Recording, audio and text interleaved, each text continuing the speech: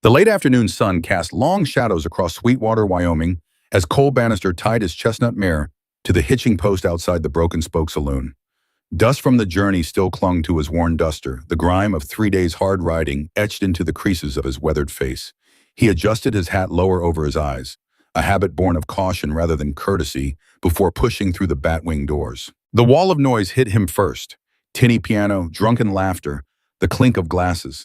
Then the smell: whiskey, sweat, tobacco, and desperation. Cole paused, allowing his eyes to adjust to the dimness, taking stock of the room with the careful assessment of a man who'd survived by noticing things others missed. Most patrons barely glanced his way, too concerned with their cards or their liquor.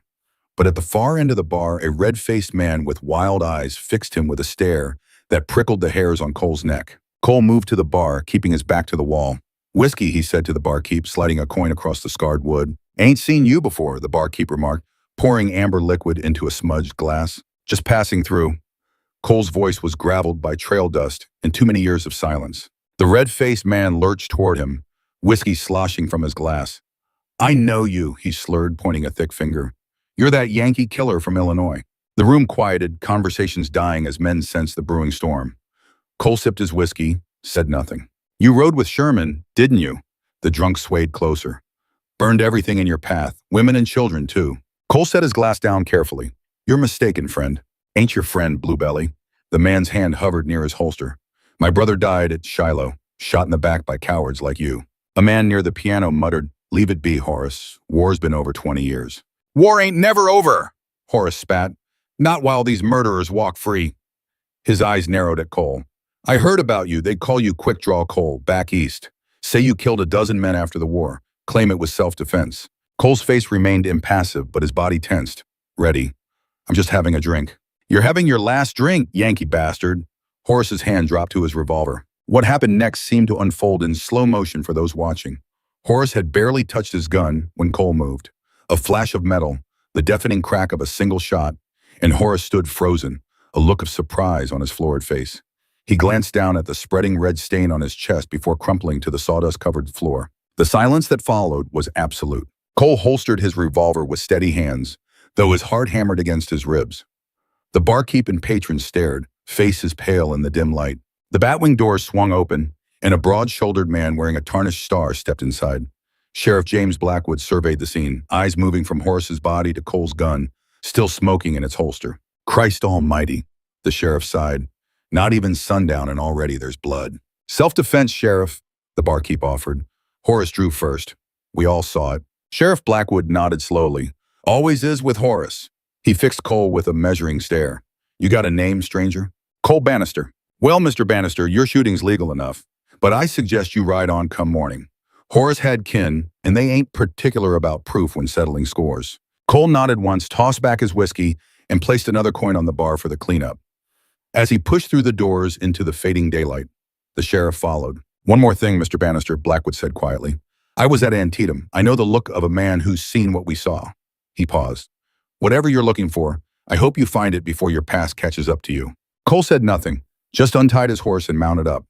As he rode away from the Broken Spoke, the weight of one more death settled on shoulders already burdened by too many. The memory of Gettysburg came to Cole in fragments as he made camp that night. Cannon fire like distant thunder. The copper smell of blood mixed with gunpowder. Screams that seemed to echo across the years. He sat beside his small fire, coffee pot heating on the coals, rifle across his knees. The Wyoming night was clear and cold, stars pricking the vast darkness above. In such moments, the emptiness around him mirrored the hollow within. 22 years had passed since that July day in 1863, when the fate of a nation hinged on a desperate charge across an open field. Cole had been just 19, a farm boy who'd enlisted with dreams of glory and a conviction that slavery must end. By then, he'd already survived Bull Run and Antietam, his idealism replaced by the grim determination to keep himself and his comrades alive. His regiment had been positioned near a copse of trees when Pickett's charge began. Through gunsmoke and chaos, Cole had fired until his barrel burned his hands. And then, in the confusion of hand-to-hand combat, he'd found himself face-to-face with a Confederate officer. Little more than a boy with fierce eyes and an aristocratic bearing. "I don't want to shoot you," Cole had shouted over the din of battle. The young officer had smiled grimly. "Then today you die," he'd replied, raising his pistol. Cole's shot had caught him square in the chest, As the young man fell, surprise replacing determination in his eyes, something dropped from his hand, a locket containing a miniature portrait of a beautiful woman. Cole had picked it up, intending to return it to the dying man, but a shell exploded nearby, and he was pulled back into the fight. Only later, searching among the dead to help the wounded, did Cole learn the young officer's name from papers in his pocket, Lieutenant Robert Harrington of Virginia. That night, Cole had written a letter to his own mother, tucking the locket inside with instructions to send it to the Harrington family with his condolences when the war ended. He never knew if she'd done so. 3 months later, his entire family, mother, father, 2 younger sisters, were dead, their Illinois farm burned to the ground by Confederate raiders. Cole tossed the dregs of his coffee into the fire, watching the flames hiss and spark. After the war, he'd worn a badge in Kansas, Missouri, and Colorado, trying to impose order on lawless territories. But peacetime justice proved more complicated than wartime clarity. Too often, the line between lawman and outlaw blurred, especially when wealthy interests were involved. He'd left his last position as deputy marshal in Denver after refusing to evict farmers for a railroad baron. Since then, he'd drifted westward, taking odd jobs, haunted by nightmares of battles long past and more recent ghosts. Men he'd killed as a lawman, some deserving, others caught in circumstances beyond their control. Now at 41, Cole Bannister was tired of running. The advertisement in a Denver newspaper had caught his eye. Land for sale, Redemption Valley, Wyoming territory. Good water, fertile soil, ideal for determined settler. Something about the name, Redemption, had called to him. Perhaps in this remote valley, he could finally build something lasting, something good to balance the ledger of his violent past. As sleep claimed him, Cole wondered if redemption was even possible for a man whose hands would never be clean. Then, Redemption Valley opened before him like a vision from Scripture. A wide, verdant expanse cradled by rugged mountains, still capped with snow despite the May warmth. A creek meandered through cottonwoods and willows, the water glinting like hammered silver in the morning light. Beyond, grasslands rolled toward distant bluffs where cattle grazed in scattered groups. Cole reined in his horse at the valley's entrance, removed his hat, and for the first time in years, felt something like hope stir within him. The town itself was larger than he'd expected, perhaps 50 buildings straddling a main street, with newer structures sprouting along side roads. A church spire rose above the rooftops, and beyond it, Cole could make out the headframe of a mine standing stark against the landscape. He urged his horse forward, dust rising from the road as he approached. Children paused in their play to watch him pass, and women on porches whispered behind hands. Cole kept his eyes forward, aware of how he must appear, trail-worn, unshaven, a stranger in a place where strangers were suspect. The general store bore a freshly painted sign, Morgan's Mercantile and Post. Cole dismounted, tied his horse, and stepped inside, the bell above the door announcing his arrival. The store smelled of coffee, leather, and dried apples. A heavy-set black man with powerful arms and a neatly trimmed beard looked up from behind the counter. "Good day to you, sir," the man said, his voice deep and measured. "Jacob Morgan, proprietor. What can I help you with?" "Cole Bannister," Cole replied, extending his hand. "Looking for information about a land sale. Advertisement mentioned Hiram Stevens as the seller." Jacob's handshake was firm. "Old man Stevens passed 2 months back, I'm afraid. His widow's handling his affairs now, staying with her daughter over by the church." He studied Cole thoughtfully. "You're interested in buying Stevens' homestead?" Cole nodded. "If it's still available." "It is, though I'm surprised," Jacob said. "Land's good enough, but it's situated peculiarly." He hesitated. "You planning to settle permanent like?" "That's my intention." Jacob seemed to come to a decision. "Then best you know how things stand in Redemption before you commit your money." He lowered his voice. "The Stevens place sits between Harrington land and the South Creek. Prime water access." "Harrington?" "William Harrington. Owns the coal mine, the largest cattle spread, and half the town mortgages." Jacob's expression remained neutral, but his eyes conveyed volumes. Man came west after the war, made a fortune quickly. Some say too quickly. Cole absorbed this information silently. "He's been trying to buy the Stevens place for years," Jacob continued. "Offered good money too, but Hiram was stubborn. Now Mrs. Stevens needs the cash, but she's her husband's match for determination. Says she won't sell to Harrington out of respect for Hiram's wishes." "Any particular reason Stevens disliked this Harrington?" Jacob glanced towards the door before answering. Hiram was a simple man, but he had principles. Didn't care for how Harrington treats his workers or how men who cross him tend to suffer accidents. He straightened up, voice returning to normal volume. "But that's just valley talk. You'd want to form your own impressions." Cole nodded his thanks and purchased supplies: coffee, bacon, beans, ammunition. As Jacob packed the goods, the bell chimed again, and a tall, broad-shouldered man with a silver star entered. Morning, Jacob, the man said, then turned curious eyes on Cole. Don't believe we've met. Sheriff Thomas Tanner. He didn't offer his hand. Cole Bannister, Cole replied evenly. Just arrived. Passing through? There was something hopeful in the question. Looking to settle, actually. The Stevens homestead. The sheriff's expression tightened almost imperceptibly. That's so. Well, Mr. Bannister, Redemption's a peaceful town. We like to keep it that way. That makes two of us, Sheriff. Tanner studied him a moment longer. You've worn a badge before. It wasn't a question. In another life. Well, in this life, I'm the law here. Remember that. He turned to Jacob. Need some tobacco when you're done with Mr. Bannister. As Cole gathered his supplies and headed for the door, he heard the sheriff mutter, just what we need. Another gunslinger thinking to put down roots. Outside, Cole squinted in the bright sunlight, considering what he'd learned. The Stevens place was apparently desirable enough to create tension, and he'd already managed to put the local law on edge.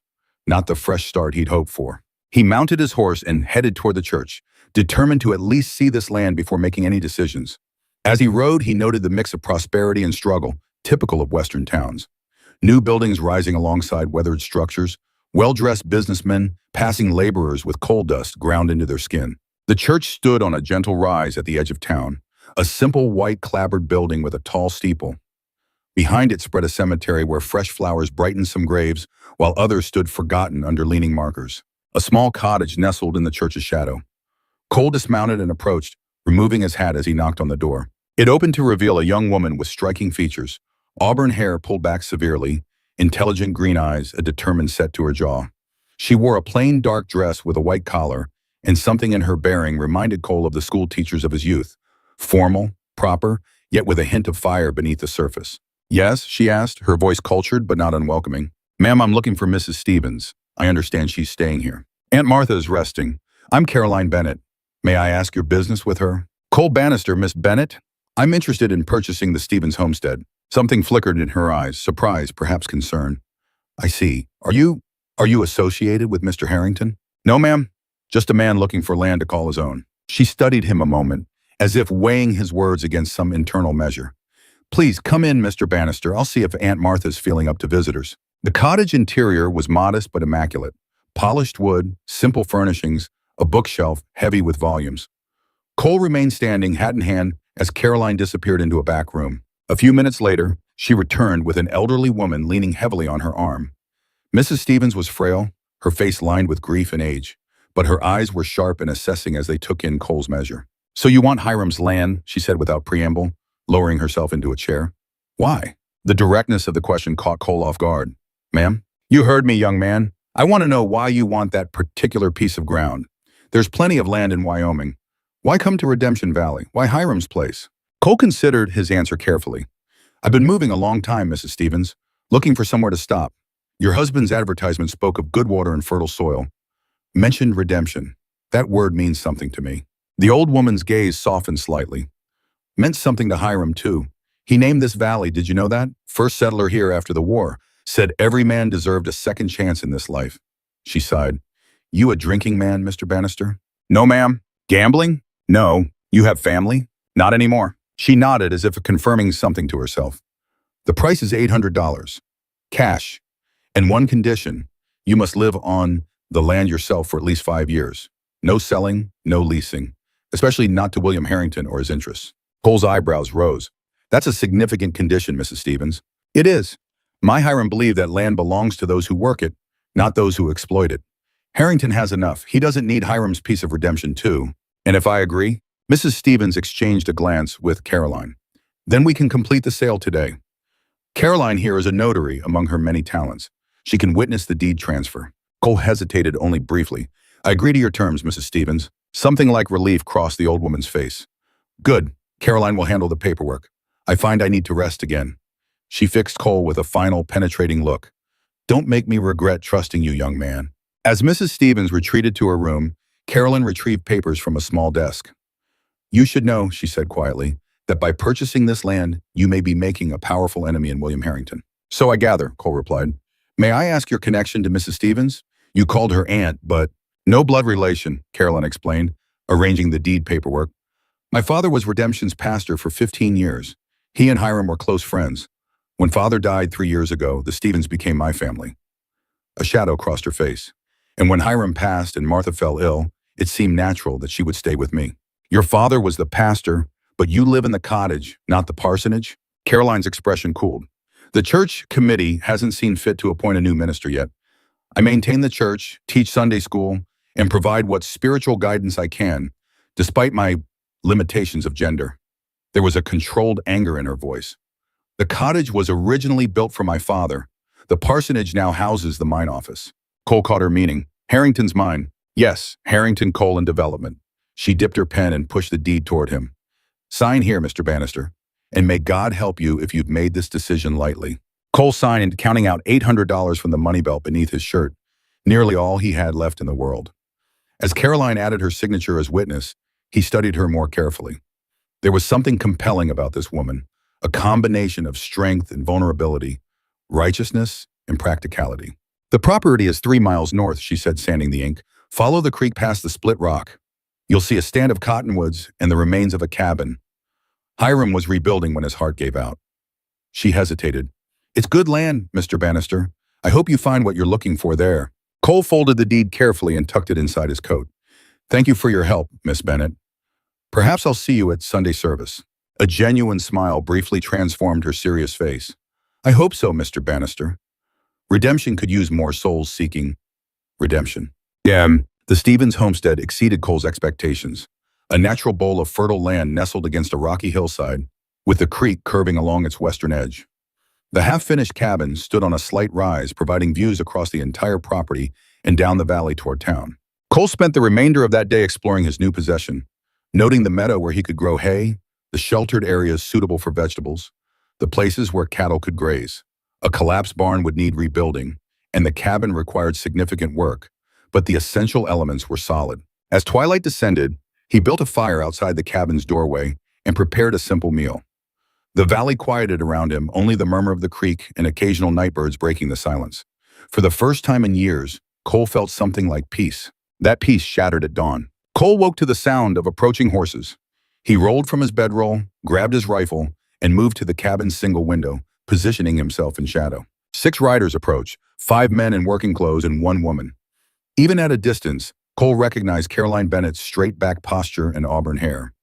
The men were strangers, their expressions grim as they reined in their horses near the remains of the barn. Cole stepped from the cabin, rifle held casually but ready. Morning, Miss Bennett. Didn't expect a welcoming committee. Caroline's face was ashen. Mr. Bannister, She broke off, seemingly unable to continue. One of the men, older than the others with a face weathered by sun and wind, spoke up. Name's Peterson. I ranch north of here. He gestured toward the stand of trees beyond Cole's property. One of my hands found something there this morning. Thought you should know, being as it's technically on your land now. Found what? Cole asked, though something cold settled in his stomach. Peterson exchanged glances with his companions. Best you see for yourself, Miss Bannister. Cole nodded, retrieved his pistol and gun belt from the cabin, and followed the group toward the trees. Carolyn rode beside him, her horse nervously sidestepping. I'm sorry about this, she said quietly. I would have come alone, but a single woman visiting a man's homestead would cause talk. Cole finished for her. I understand, Miss Bennett. The stand of trees was perhaps a quarter-mile from the cabin, a dozen ancient oaks whose sprawling branches created a cathedral-like space beneath. As they approached, Cole saw what had brought them here. A man's body hung from a thick branch, slowly turning in the morning breeze. He appeared to be Mexican, or perhaps Native American, dressed in simple work clothes. A crude sign had been nailed to the tree trunk, Harrington Justice for Thieves. Cole's jaw tightened. He handed his rifle to Carolyn and approached the hanging man. The body was still relatively fresh, perhaps dead only hours. Anyone know him? Cole asked. Luis Rodriguez, one of Peterson's men answered. Worked at the Harrington Ranch. Good hand with horses. What was he supposed to have stolen? Peterson shook his head. Rumor was some cattle went missing last week. Harrington blamed his Mexican workers. No proof, far as I heard. Cole examined the ground around the tree, noting multiple hoofprints and boot marks. This happened last night. Professional job, not a lynch mob. They used a proper hanging knot. He looked up at the body, and they chose this location deliberately. Message to you, Peterson said grimly.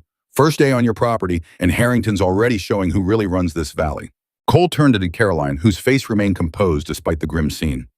Miss Bennett, would you ride to town and inform Sheriff Tanner? We'll cut him down and bring him in. Caroline nodded, but Peterson interjected. Sheriff won't do nothing. He's Harrington's man. Maybe so, Cole replied. But we'll do this properly all the same. He looked back at the hanging man. Everyone deserves dignity in death, at least. As Caroline rode toward town, Cole and the ranchers carefully cut down Luis Rodriguez and laid him on a tarp brought by one of the men. In the victim's pocket, Cole found a small wooden cross on a leather cord and a folded letter in Spanish, addressed to a family in Chihuahua. Cole tucked these items away carefully. I'll make sure these reach his family. Peterson studied Cole with new respect. You've handled death before. More than my share, Cole admitted. Was a lawman once. Figured as much. Peterson squinted toward town. Word of advice, Bannister? Whatever brought you to redemption, it might not be worth your life. Harrington doesn't take kindly to folks who don't bend to his will. Noted, Cole said, his expression betraying nothing. But I just spent my last dollar on this land. I'm not inclined to give it up on my first day. They wrapped Rodriguez's body and secured it across a horse. As they prepared to head to town, hoofbeats announced Caroline's return, accompanied by Sheriff Tanner and another rider, a distinguished-looking man in his 60s, silver-haired and expensively dressed, mounted on a magnificent black stallion. Cole knew, without being told, that he was looking at William Harrington. Mr. Bannister, Caroline said, her voice tight with tension. This is Mr. William Harrington. Harrington surveyed the scene with cold blue eyes, gaze lingering on the wrapped body before settling on Cole. So you're the newcomer who purchased Stevens' troublesome patch. His voice carried the cultured accent of Virginia aristocracy. Seems you've had an inauspicious beginning to your time in redemption. Finding a murdered man on my property wasn't in my plans, Cole replied evenly. Murdered? Harrington's eyebrows rose. Sheriff, did you hear that? Our new neighbor accuses me of murder. Sheriff Tanner shifted uncomfortably in his saddle. Now, Mr. Bannister, let's not jump to conclusions. Hanging's a legal punishment for horse theft in Wyoming territory. After a trial, Cole said. Was there a trial, Sheriff? Rodriguez confessed, Harrington interjected smoothly. To me personally, as the wronged party, frontier justice allows certain expediences. Cole met Harrington's gaze directly. And you chose to hang him on my property by coincidence? A thin smile crossed Harrington's face. The location was selected by my foreman. Perhaps he was unaware of the recent change in ownership. He adjusted his leather gloves. I do apologize for the inconvenience, Mr. Bannister. Sheriff Tanner will see to the body. The man had family, Cole said, in Mexico. Indeed, well, Sheriff, ensure that any personal effects are returned to his people. Harrington turned his horse. Mr. Bannister, perhaps you'll join me for dinner tomorrow evening as amends for this unfortunate introduction and to properly welcome you to redemption. His tone made the invitation a command. Before Cole could respond, Harrington continued. Miss Bennett, always a pleasure. I trust your aunt is recovering well. Do remind her that my offer for the Stevens property remains open, should Mr. Bannister find valley life unsuitable.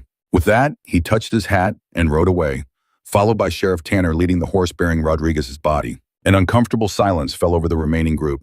Peterson and his men muttered excuses and departed, leaving Cole alone with Caroline. That man, Cole said quietly, is dangerous. Yes, Caroline agreed, her voice barely audible. More than you know. She straightened in her saddle. Be careful at dinner tomorrow, Mr. Bannister. William Harrington doesn't extend invitations without purpose. I don't plan to accept. You must, she insisted. Refusing would only provoke him further. She hesitated. My father always said, know thine enemy as thyself. If you intend to stay in redemption, you need to understand who you're facing. Cole studied her intently. You seem to know Harrington well. Not by choice. Caroline's green eyes darkened with something like fear. After my father died, Harrington offered marriage, a business arrangement, he called it. The church needed a patron, and he needed respectability. Her mouth tightened. I declined. And he took the parsonage anyway. Yes, the church committee saw no reason to refuse his generous donation. Bitterness tinged her words. Mr. Bannister, I should warn you, Harrington has informants throughout the valley. Whatever you say or do will likely reach his ears. Cole nodded thoughtfully. Why stay, Miss Bennett, with such a man controlling the town? This is my home, she said simply. My father's buried here. His work isn't finished. She gathered her reins. And where would I go? A single woman with no family, no fortune? At least here I have purpose. As she turned her horse to leave, Cole called after her, Miss Bennett, why did you really come with Peterson this morning? Caroline paused, considering her answer carefully. To see what kind of man you are, Mr. Bannister. Redemption has had its fill of men who look away from injustice. She met his gaze directly. I haven't decided about you yet. Cole watched her ride away, her straight back and proud carriage at odds with the simple, severe clothing she wore. Then he turned toward the hanging tree, studying the sign still nailed to its trunk. Harrington Justice for Thieves. With deliberate movements, Cole pulled the sign free and broke it over his knee. He tossed the pieces into the underbrush, then walked slowly back to his cabin, the weight of a new conflict settling over him. He had come to redemption seeking peace. Instead, he had stumbled into a war, one that had apparently been raging long before his arrival. The sensible course would be to sell the land back to Mrs. Stevens and move on. But as Cole looked across the beautiful valley that was now his home, he knew he wouldn't run. Not this time. Whether from stubbornness, fatigue with endless wandering, or some deeper need to finally stand his ground, Cole Bannister had found his redemption, and he would fight to keep it. Even if that meant facing William Harrington, a man whose cold eyes reminded Cole of battlefields long past and enemies he'd hoped to forget. The Harrington estate sprawled across a hillside overlooking Redemption Valley, its white-columned facade glowing amber in the setting sun. Cole approached on horseback, dressed in the cleanest clothes he possessed, a dark blue shirt, black vest, and the one pair of trousers without trail dust ground into the fabric. He'd trimmed his beard and slicked back his hair with water, though he remained painfully aware that he looked like what he was, a weathered drifter playing at respectability. A black man in livery took his horse at the entrance. "Mr. Bannister?" the man asked quietly. When Cole nodded, he continued, "Master expects you in the study. Follow the hallway to your right." The house interior spoke of wealth transported intact from the east: polished mahogany, crystal chandeliers, oil paintings, and gilt frames. Cole passed a formal dining room where servants arranged silver on fine china, though no other guests appeared to be expected. The study door stood ajar. Cole knocked once, then entered at Harrington's invitation. The room was a masculine sanctuary of leather-bound books, hunting trophies, and the lingering scent of tobacco. A fire crackled in a stone hearth despite the mild evening. William Harrington stood by a sideboard, pouring amber liquid into crystal tumblers. He had changed from his riding clothes into evening attire: black suit, crisp white shirt, silk waistcoat. The transformation emphasized his commanding presence and the gulf between his station and Cole's. "Mr. Bannister," Harrington said without turning, "punctuality is a virtue I appreciate. Bourbon?" He offered a glass. Cole accepted with a nod of thanks. The bourbon was clearly expensive, smooth with complex undertones of oak and spice, a stark contrast to the raw whiskey he usually encountered. "Please sit." Harrington gestured to a leather armchair before taking his own seat behind a massive desk. "I trust you're settling into your new property?" "Beginning to," Cole replied. "The cabin needs work." "Indeed, poor Stevens never finished it. Heart trouble, they say." Harrington sipped his bourbon, studying Cole over the rim of his glass. "You've been a busy man these past 2 days. Jacob Morgan delivered lumber yesterday. I understand you've already begun repairs." Cole noted the casual revelation that Harrington monitored his activities. "Seems a waste to sleep under stars when I have walls and a roof, however incomplete." "Practical. I admire that." Harrington leaned back, his manner deceptively casual. "Tell me, Mr. Bannister, what brings a man like you to Redemption Valley? Your hands suggest familiarity with both firearms and hard labor. Your speech marks you as educated, despite your frontier appearance." Cole chose his words carefully. "I saw opportunity in this valley. Chance to build something lasting." "Admirable," Harrington nodded. "I came west with similar ambitions after the war. Virginia had little left to offer a man of enterprise." He gestured toward the window, where the last light illuminated distant mountains. "This country rewards boldness, Mr. Bannister. Those willing to seize opportunity rather than wait for permission." A servant appeared silently in the doorway. "Dinner is served, sir." They moved to the dining room, where places had been set at opposite ends of a table that could easily seat 20. The spatial separation created a strange intimacy, 2 men alone in a room designed for society, with only servants as witnesses. The meal proceeded with polite conversation about the valley's weather patterns, local wildlife, and the region's economic prospects. Harrington proved knowledgeable and articulate, his manner almost professorial when discussing Wyoming's potential. It was only when dessert was served, a rich bread pudding with bourbon sauce, that Harrington finally revealed his purpose. "Mr. Bannister, I'll speak plainly. The Stevens property is of particular interest to me. It contains the most accessible entrance to a coal seam that runs beneath my northern holdings." He dabbed his lips with a linen napkin. "I'll offer you $2,000 for the land, more than double what you paid. You'd be free to purchase larger, more suitable property elsewhere in the valley." Cole set down his spoon. "Mrs. Stevens attached conditions to the sale. The land can't be resold for 5 years." "Legal conditions can be amended when all parties benefit," Harrington replied smoothly. "I'd compensate Mrs. Stevens as well, of course. And if I prefer to keep the land," something hardened in Harrington's eyes, though his smile remained fixed. "You witnessed yesterday how difficult frontier life can be. Accidents, theft, natural disasters. A man alone faces considerable challenges." The threat hung in the air between them. Cole met Harrington's gaze steadily. "I've faced challenges before." "No doubt." Harrington pushed his dessert aside. "You were a Union man, weren't you? Your bearings suggest military training." Cole tensed slightly. I served. As did I, though we wore different colors. Harrington's voice remained conversational, but his eyes had grown cold. Confederate cavalry, under Stuart. Later, I had the honor of serving on General Lee's staff. He studied Cole intently. Strange how war makes enemies of men who might otherwise respect one another. The war's been over 20 years, Cole observed. Has it? Harrington raised an eyebrow. Perhaps on paper, but some wounds never heal, Mr. Bannister. Some debts remain unpaid. A clock chimed 9, breaking the tension. Harrington rose. Consider my offer. $2,000 would establish you comfortably anywhere in the territory. He extended his hand. I believe we could be allies, Mr. Bannister. Redemption Valley needs men of vision and strength. Cole stood and shook the offered hand, noting the firm grip that belied Harrington's 60 years. I appreciate your hospitality, Mr. Harrington. I'll consider what you've said. As Cole collected his hat and prepared to leave, Harrington added, one more thing. I understand you've become acquainted with Miss Bennett. His tone remained pleasant, but something possessive lurked beneath.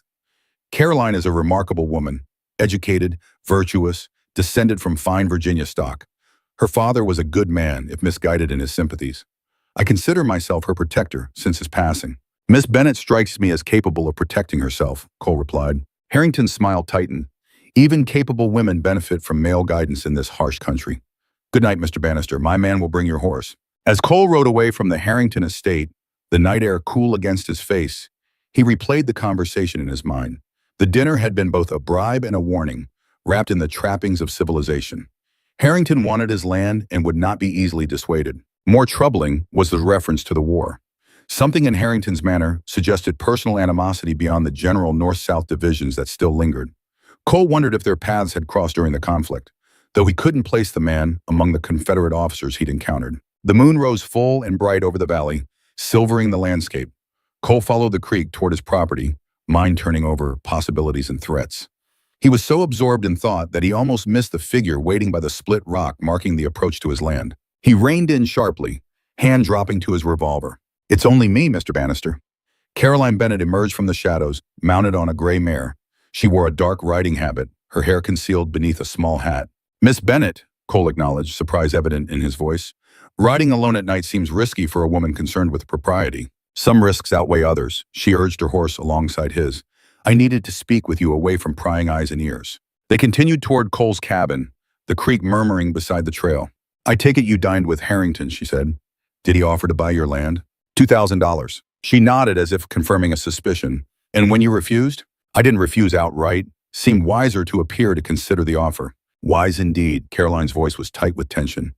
Mr. Bannister, there's something you should know about William Harrington. Something beyond his business dealings. Cole waited silently as she gathered her thoughts. 3 years ago, my father discovered financial irregularities in the church accounts.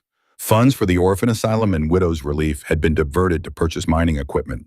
She stared straight ahead as they rode. The church treasurer was Harrington's man. When father confronted him, the treasurer claimed he'd been following Harrington's explicit instructions. Did your father take this to the sheriff? A bitter laugh escaped her. Sheriff Tanner? He owes his position to Harrington. No, father confronted Harrington directly, threatened to write to the territorial governor. She swallowed hard. A week later, he died in a tragic accident while inspecting the church roof. Witnesses claimed he slipped. But my father was sure-footed as a mountain goat, Mr. Bannister. He'd repaired that roof a dozen times. Cole absorbed this information grimly. You believe Harrington had him murdered. I know it, though I can't prove it. They had reached Cole's property now, the cabin a dark silhouette against the starry sky. Carolyn reined in her horse. There's more. Since father's death, 3 people who questioned Harrington's business practices have suffered similar accidents. The newspaper editor who investigated the church finances died in a printing press malfunction. A miner who organized complaints about safety conditions was crushed in a shaft collapse. And Hiram Stevens, who refused to sell his land, died of heart failure, Cole finished, after receiving a letter threatening his wife's safety. Carolyn's eyes glittered in the moonlight. Martha burned the letter, fearing reprisals if she showed it to anyone. She only told me on her deathbed. Cole dismounted and offered a hand to help Caroline down. Why are you telling me this, Miss Bennett? Why risk coming here tonight? She accepted his assistance, her gloved hand resting briefly in his. Because I saw how you handled Luis Rodriguez's body. With dignity. Because you looked Harrington in the eye at the hanging tree when even Sheriff Tanner wouldn't. She straightened her riding skirt. And because I know what Harrington does to those who stand in his way. Cole gestured towards the cabin's rough-hewn bench. You think I'm in danger? I know you are. Carolyn sat, arranging her skirts.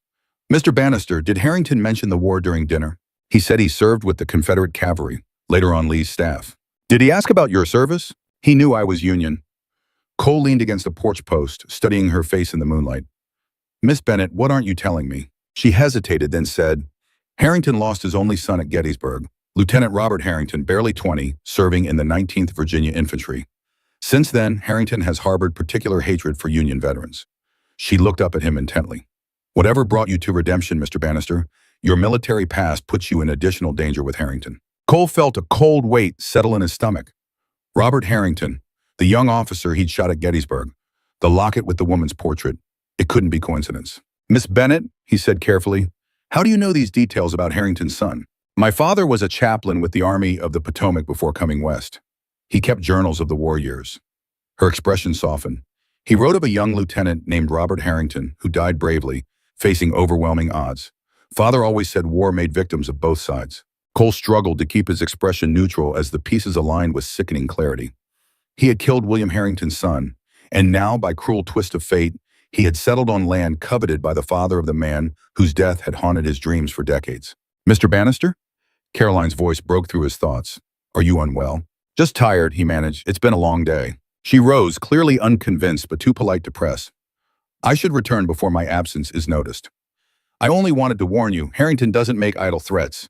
If you're determined to stay, be on your guard. I appreciate your concern, Miss Bennett, Cole said, helping her remount. But why risk Harrington's displeasure to warn a stranger? Caroline gathered her reins, her expression solemn in the moonlight. Because this valley was meant to be a place of redemption, Mr. Bannister. My father believed that. Hiram Stevens believed it. I must believe it too, or their deaths meant nothing. She straightened in the saddle. Good night, Mr. Bannister. I'll pray for your safety. Cole watched her ride away, her figure gradually swallowed by darkness. Then he entered his cabin and lit a lamp, his movements mechanical as his mind reeled from the revelation. The chances of this coincidence were infinitesimal. Of all the places in the vast Western territories, he had chosen the valley controlled by the father of the man whose death marked him most deeply. Was this divine punishment? Cosmic justice? Or simply the cruel humor of a capricious fate? Sleep eluded him that night. Cole sat in the cabin's single chair, revolver on the table before him, turning over possibilities. He could sell the land despite Mrs. Stevens' conditions. He could explain to Caroline the impossible situation. He could move on, as he had so many times before. But dawn found him still in the chair, his decision made. He would stay. Not from stubbornness alone, but from a growing conviction that his arrival in Redemption Valley was no accident. Perhaps this was his opportunity to make amends, not by running from his past, but by facing it directly. And if William Harrington discovered the truth, that Cole had killed his son, then so be it. Some reckonings couldn't be avoided, only confronted. The Sunday morning brought clear skies and a crisp autumn breeze. Cole dressed with care in his cleanest clothes and walked the 3 miles to town, joining the stream of families heading toward the white church on the hill. The building's interior was simple but beautiful. Polished wooden pews, clear glass windows that filled the space with light, a modest altar covered with a hand-embroidered cloth. Cole slipped into a back pew, nodding politely to the curious glances from Redemption's residents. Jacob Morgan, the shopkeeper, approached with a warm smile. Mr. Bannister, good to see you joining us. How's the cabin coming along? Roof sound now, working on the walls next. Glad to hear it. Jacob lowered his voice. Not many expected you'd stay after finding Rodriguez. Harrington usually gets his way sooner or later. I'm not easily discouraged, Cole replied. So I see. Jacob seemed about to say more when the church fell suddenly silent. William Harrington had entered, accompanied by Sheriff Tanner and several well-dressed men, whom Cole assumed were business associates. Harrington moved down the center aisle with the confidence of a man who owned the ground he walked upon, nodding graciously to congregants who murmured respectful greetings. He paused at Cole's pew, surprise briefly crossing his features before his mask of civility returned. Mr. Bannister, I didn't take you for a church-going man. Full of surprises, Cole replied mildly. Harrington's smile didn't reach his eyes. Indeed. He continued to the front pew, which apparently was reserved for him by custom, if not by marker. A rustle of fabric announced Caroline's entrance from a side door. She wore a simple blue dress with a white collar, her auburn hair arranged in a modest knot. Despite the severe styling, she possessed a natural grace that drew every eye. Cole was struck by the transformation. Gone was the tense, secretive woman who had visited his cabin by moonlight. In her place stood a figure of quiet authority as she took her position behind the pulpit. Let us pray, she began, her clear voice carrying to the farthest corners. Cole bowed his head but kept his eyes open, studying the congregation through lowered lashes. Most seemed genuinely devout, though he noted Harrington and his associates merely went through the motions of prayer, heads barely inclined. When Caroline began her sermon, Cole was impressed by her eloquence. She spoke on David and Goliath, emphasizing not the violence of the confrontation, but David's moral courage in facing overwhelming odds. David's victory came not from the stone in his sling, she said, her gaze sweeping the congregation, but from his unwavering faith that righteousness must prevail against tyranny, no matter how powerful the tyrant may appear. Her eyes briefly met Cole's, then flickered toward Harrington, the message unmistakable. Cole glanced at Harrington and found the man watching Caroline with narrowed eyes, clearly recognizing the subtext of her sermon. After the service, congregants gathered outside to socialize in the autumn sunshine. Cole remained apart, observing the social dynamics of his new community. Caroline was surrounded by women and children, her manner warm, yet maintaining the dignity of her quasi-clerical position. Harrington held court with the town's businessmen, his deep laugh occasionally rising above the general conversation. "Mr. Bannister," a soft voice drew Cole's attention. An elderly black woman with intelligent eyes and a dignified bearing stood beside him. "I'm Sarah Washington. I manage Mr. Harrington's household." Cole recognized her as the woman who had overseen the dinner service. "Ma'am," he acknowledged with a respectful nod. "I've worked for the Harrington family since before the war," she continued quietly. "Came west with Mr. William after Virginia had nothing left for either of us." Her eyes held Cole steadily. "I know men of violence, Mr. Bannister. Seen too many in my years. You carry it differently than most." Cole remained silent, unsure of her purpose. "Miss Caroline has taken an interest in your welfare," Sarah observed. "That puts you in danger. She doesn't understand the depths of Mr. Williams' convictions." "And you do?" Sarah's voice dropped further. "I was there when word came about young Master Robert. Saw what it did to his father. Grief changes a man, Mr. Bannister. Sometimes twists him." She glanced toward Harrington, then back to Cole. "Be careful in this valley, especially around that cabin." Before Cole could question her meaning, Sarah melted back into the crowd, returning to her employer's side with the practiced invisibility of a lifelong servant. Cole pondered her cryptic warning as he made his way toward Jacob Morgan, who stood conversing with Caroline and a few other congregants. As he approached, he overheard their discussion about repairs needed for the church roof, the same roof from which Caroline's father had supposedly fallen. "At least $500 for proper materials," Jacob was saying. "The committee won't approve such expenditure without Mr. Harrington's support, and he's made it clear the mine office takes priority for repairs." "The roof won't last another winter," Caroline replied, frustration evident in her voice. Last Sunday's service included 3 strategically placed buckets during the rainfall. Cole joined their circle. "I have some experience with roofing. Happy to take a look if you'd like." Caroline's expression brightened. "Mr. Bannister, that would be most appreciated." "Free of charge," Cole added. "Consider it my contribution to the community." "How generous!" came a cold voice from behind him. William Harrington approached, his smile fixed and insincere. "Our new neighbor offers his services as handyman to our lovely Miss Bennett." Caroline stiffened. "Mr. Harrington, the church roof requires immediate attention. Mr. Bannister has kindly offered his expertise." "Indeed?" Harrington's gaze moved between them. "I wasn't aware Mr. Bannister possessed such skills. But then he's full of surprises, attending church, offering charity." His eyes hardened. One might almost suspect ulterior motives. Cole met his gaze evenly. "Just being neighborly, Mr. Harrington." "Of course." Harrington turned to Caroline. "Miss Bennett, I've been meaning to discuss the orphan asylum funds with you. Perhaps you'd join me for tea this afternoon? Mrs. Washington has prepared those lemon cakes you favor." The invitation was framed as a request, but delivered as a command. Caroline's hesitation was barely perceptible before she replied, "Thank you, Mr. Harrington, but I've promised to visit Mrs. Peterson this afternoon. Her time is near." "Another day, then?" Harrington's smile remained fixed as he turned back to Cole. "Mr. Bannister, have you reconsidered my offer for your property?" "I have," Cole replied. "I'm declining. The land suits my needs." A flash of anger crossed Harrington's face before his mask of civility returned. "Perhaps you misunderstood the advantages of my proposal. $2,000 represents a considerable profit on your investment." "It's not about the money, Mr. Harrington. It's always about money, Mr. Bannister, or power. Sometimes both." Harrington adjusted his gloves with deliberate precision. "Consider carefully before refusing my generosity. Redemption Valley can be hospitable or hostile, depending on one's alignments." With that, he departed, Sheriff Tanner and his business associates following like an entourage. Jacob exhaled slowly. "You've made an enemy, Mr. Bannister. Harrington doesn't take rejection well." "So I gather." Cole turned to Caroline. "When would you like me to examine the roof?" "Tomorrow afternoon," she suggested. "After I return from Mrs. Peterson's farm." Cole nodded his agreement, then took his leave, declining several invitations to Sunday dinner from curious congregants. He preferred to use the remaining daylight for work on his cabin. The 3-mile walk back to his property gave Cole time to consider the morning's events. Harrington's animosity had been thinly veiled, Sarah's warning cryptic but urgent, and Caroline, her sermon had been both spiritual guidance and political statement, delivered with courage that impressed him despite the risks she took. Lost in thought, Cole almost missed the movement in the trees as he approached his land. He slowed, hand dropping casually to his revolver, senses suddenly alert. 3 riders emerged from the cottonwoods, rough-looking men with the hard eyes of hired guns. Cole recognized one as Jackson, the foreman who had supervised Luis Rodriguez's hanging. "Afternoon, Bannister," Jackson called, a false heartiness in his voice. "Boss wanted us to check if you'd reconsidered his offer." Cole stopped in the middle of the trail, maintaining distance. "Already told Harrington my decision. Land's not for sale." Jackson spat tobacco juice onto the ground. "Figured you'd say that, stubborn sort." He nudged his horse forward. "Thing is, boss, don't take no for an answer, not from Yankees especially." "Your boss fought for slavery and lost," Cole replied evenly. "Seems he's still having trouble with the concept of free choice." Jackson's face darkened.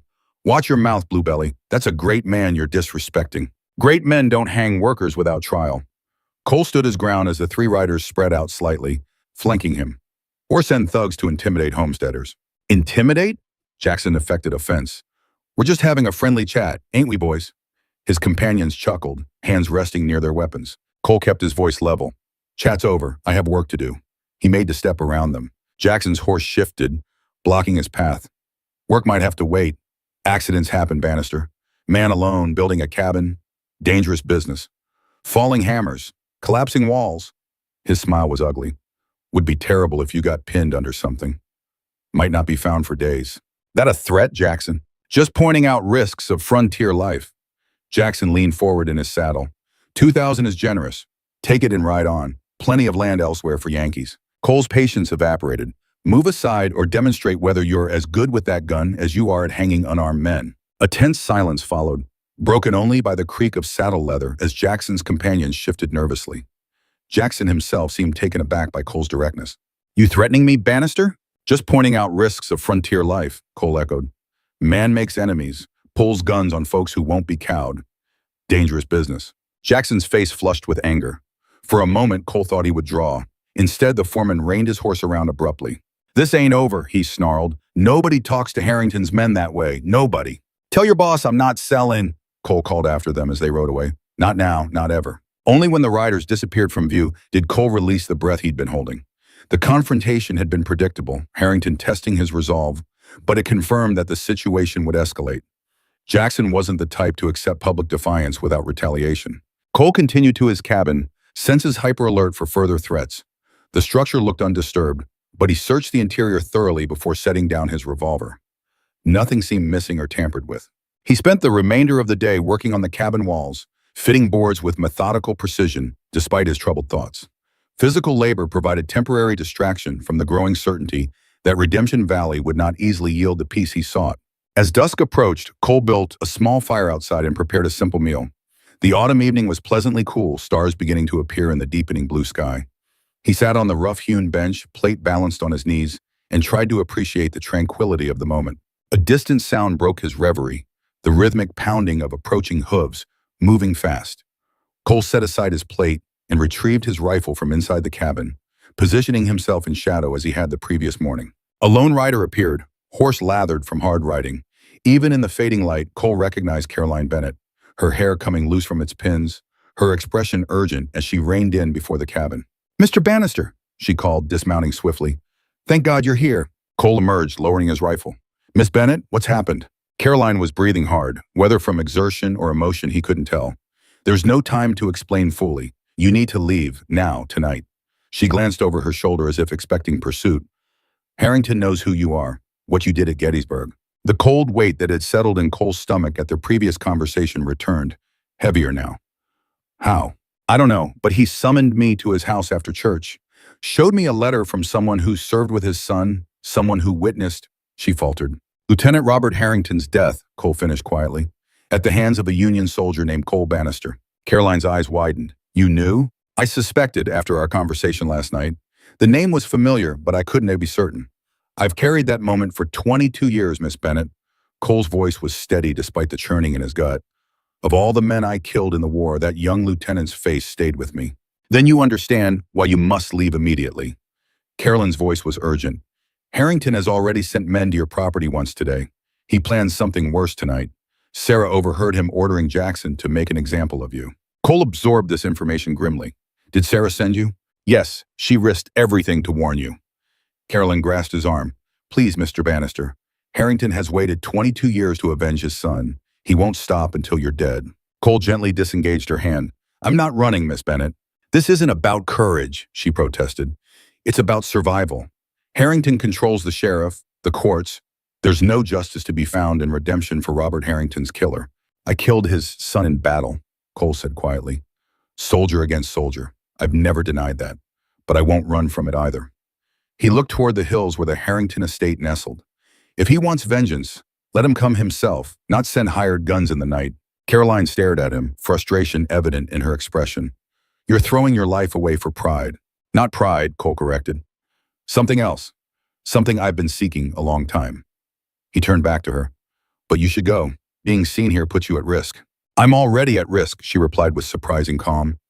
Harrington has suspected my feelings about my father's death for years. Sending Sarah to me with this warning proves he now considers me an enemy. She straightened her shoulders. I won't abandon you to face this alone, Mr. Bannister. Not when I led you into this danger. You didn't. His words were cut short by the sound of multiple horses approaching, still distant but moving steadily toward the cabin. Carolyn's face paled in the firelight. They're coming, she whispered. At least 4 riders, maybe more. Cole made a swift decision. Inside, he ordered, extinguishing the fire with a kick of dirt. Stay away from the windows. They retreated into the cabin where Cole quickly lit a lamp and placed it on the table. He checked his rifle and revolver methodically, then searched through his saddlebags until he found a small derringer. Take this, he said, offering the pocket pistol to Carolyn. Last resort only. She accepted the weapon with steady hands, surprising him again. I know how to use it. Father believed women should be able to protect themselves. Cole moved to the window, peering through a crack in the shutters. The approaching riders had slowed, moving cautiously now as they neared the property. 5 men, he reported quietly. Jackson and his crew from this morning, plus 2 others. He turned to Caroline, his expression grave. Whatever happens, stay inside. If it goes badly, there's a trap door under the bearskin rug, root cellar beneath. Hide there until it's safe to leave. Caroline's eyes glistened in the lamplight, but her voice remained steady. They'll burn the cabin, Mr. Bannister. With both of us inside if they can. Then we'd better make sure they don't get the chance. Cole checked his weapons one final time, then moved to the door. Miss Bennett, Carolyn, if I don't survive this, tell the truth. About Rodriguez, about your father, about all of it. Someone must know. I will, she promised. But it won't come to that. It can't. Cole smiled grimly. We'll see. He cracked the door, preparing to slip outside where he could meet the attackers on ground of his choosing. Caroline caught his arm. Cole, she said, using his first name for the first time. This isn't Gettysburg. You're not a soldier anymore, and this isn't a battlefield. You're wrong, he replied softly. Redemption Valley became a battlefield the moment Harrington decided some men's lives were worth less than others. I've been fighting this war my whole life, one way or another. With that, he slipped into the darkness, leaving Caroline alone in the cabin as Jackson and his men approached through the trees, their intentions clear in the weapons they carried and the grim purpose in their movements. The peace Cole had sought in Redemption Valley would have to wait. Tonight, the ghost of Gettysburg had followed him west for a reckoning long overdue. Moonlight silvered the landscape as Cole crouched behind the woodpile 30 yards from his cabin. His breath came slow and controlled, fogging slightly in the cool night air. He'd positioned himself to observe the approaching riders while keeping escape routes clear, an old soldier's habit that had saved his life more than once. Jackson and his men had dismounted at the edge of the clearing, tethering their horses to ensure the animals wouldn't bolt at the sound of gunfire. Now they advanced on foot, spreading out in a loose semicircle, 2 approaching the front door while the others circled toward the rear. Bannister, Jackson called, step out and face justice for Lieutenant Harrington. Do it clean, and the woman doesn't have to get hurt. Cole remained silent. Let them wonder where he was. Uncertainty would make them hesitate, and hesitation would give him the edge he needed against superior numbers. A lantern flared as one of Jackson's men lit a torch. Cole tensed, suspicions confirmed. They meant to burn him out, or burn him alive, caring little if Caroline perished too. He raised his rifle, sighting carefully on the man with the torch. At this distance, in this light, it would be a difficult shot but not impossible. His finger tightened on the trigger. A voice deep inside whispered, "Is this how it begins again? More killing?" Cole hesitated, and in that moment, The cabin door burst open. Carolyn stood framed in the doorway, Derringer hidden in the folds of her skirt. "Mr. Jackson," she called, her voice remarkably steady. "Sheriff Tanner is on his way with Judge Foster from the county seat. They know I'm here, and they know why." Jackson paused, torch raised. "You're lying, woman. Tanner works for Harrington." "Sheriff Tanner works for the law," Carolyn replied, "and Judge Foster answers to the territorial governor, not William Harrington. I sent a messenger to town before coming here. The same messenger who's been carrying my letters documenting Harrington's threats and illegal activities for the past year." Cole silently cursed her recklessness while admiring her courage. She was bluffing. He was certain of it, but her confident tone gave Jackson pause. "Even if that's true," Jackson growled, "won't matter to Bannister. He killed the boss's son. Blood demands blood." "In war," Carolyn countered, "would you hang every Confederate who killed a Union soldier? Every Union man who shot a rebel? The war is over, Mr. Jackson. President Lincoln himself called for malice toward none, charity for all." "Lincoln's dead," Jackson spat, "and Harrington paid good money for justice." "He paid for murder," Carolyn replied, her voice carrying clearly in the night air. "Just as he paid for my father's accident and Luis Rodriguez's trial. How much is your soul worth, Mr. Jackson? Is Harrington paying enough?" Cole saw uncertainty ripple through Jackson's men. They'd signed on for a straightforward elimination of a troublesome homesteader, the kind of frontier justice that rarely saw investigation. Carolyn had just complicated matters by invoking law, witnesses, and moral culpability. Jackson sensed his men's hesitation. "Enough talk," he barked. "Bannister's inside. Flush him out or burn him out." He flung the torch onto the cabin's porch. The dry wood caught immediately, flames licking upward toward the eaves. Cole fired. His bullet struck Jackson's shoulder, spinning the man around with a howl of pain and surprise. The other men scattered for cover as Cole worked the lever action, chambering another round. "Next one's center mass," Cole shouted. "Clear out now, all of you." Gunfire erupted as Jackson's men recovered from their surprise, bullets splintering wood near Cole's position. He rolled away, firing twice more to keep them pinned down as he circled toward the cabin. The porch fire was spreading rapidly, threatening to engulf the entire structure. Caroline had disappeared from the doorway. Cole prayed she'd retreated to the root cellar as instructed. A bullet grazed his arm as he sprinted toward the cabin's rear. He returned fire without stopping, satisfaction grim as one of Jackson's men cried out and fell. The back window of the cabin shattered outward. "Cole!" Caroline called. "This way!" He changed direction, keeping low as he approached. Carolyn helped him climb through the broken window into the smoke-filled interior. "We need to get out," he said, coughing. "Fire's spreading too fast." "The root cellar," she urged, pulling him toward the center of the cabin where she'd rolled back the bearskin rug to reveal a trapdoor. "It has an escape tunnel. Hiram showed me when I helped Martha after his death." Cole stared at her in surprise. "A tunnel?" Hiram was convinced Harrington would come for him eventually. He prepared. She yanked the trapdoor open, revealing a ladder descending into darkness. "Quickly!" Outside, Jackson was shouting orders, his voice tight with pain. "Circle round. Don't let them escape." Caroline descended first, Cole following after, grabbing his saddlebags and rifle. He pulled the trapdoor shut above them just as booted feet stomped into the burning cabin. The root cellar was cool and earthen-smelling, illuminated only by a sliver of firelight seeping through the trapdoor cracks. Caroline fumbled in the darkness, then struck a match, lighting a stub of candle wedged in a wall niche. "This way," she whispered, leading him toward a narrow tunnel shored up with timber supports. It emerges in the creek bed behind the stand of willows. They crawled through the passage, the sounds of the burning cabin and shouting men growing fainter behind them. The tunnel was barely wide enough for Cole's shoulders, forcing him to wriggle forward like a snake, rifle dragging awkwardly alongside. "Did you really send a messenger to town?" he asked as they crawled. "No," she admitted, "but Jackson doesn't know that." Cole smiled despite their circumstances, quick thinking. Father always said, wit is a woman's best weapon when strength fails. The tunnel began to slope upward. "We're nearly there." Fresh air greeted them as they emerged through a cleverly disguised opening beneath a tangle of willow roots. The creek burbled softly nearby, and through the trees they could see the orange glow of the burning cabin. Cole helped Caroline to her feet, noting the tears in her dress and the smudges of dirt on her face. "You've saved my life, Miss Bennett, twice in one night." "Caroline," she corrected, brushing ineffectually at her skirt. "I think circumstances have moved us beyond formalities, Mr. Bannister." "Cole," he agreed, "though I fear your reputation won't survive being alone with me all night." A wry smile touched her lips. "My reputation has survived worse. Being the sole female preacher in Wyoming territory teaches one to rise above gossip." She glanced toward the burning cabin. "Where will you go now?" "Not far," Cole replied grimly. "This isn't over." "You can't seriously intend to stay," Caroline protested. "Harrington will send more men, better men. He won't stop until you're dead. Or until he is." Cole checked his rifle, counting his remaining ammunition. This has to end, Caroline. Not just for me, but for Rodriguez, your father, everyone who suffered under Harrington's tyranny. You're talking about killing him. It wasn't a question. Cole met her gaze in the firelight filtering through the trees. I'm talking about justice, whatever form that takes. Caroline was silent for a long moment. There's a line cabin on the Peterson ranch, she finally said. Mr. Peterson mentioned it this morning, said you'd be welcome there if trouble came. It's 3 miles north beyond the ridge. You should go to town, Cole suggested. You'll be safer there. I'm safer with you. Her voice was firm. Harrington knows I helped you now. His men saw me at the cabin.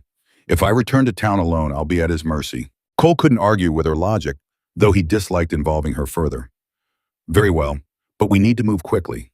Once Jackson realizes we've escaped, he'll search the surrounding area.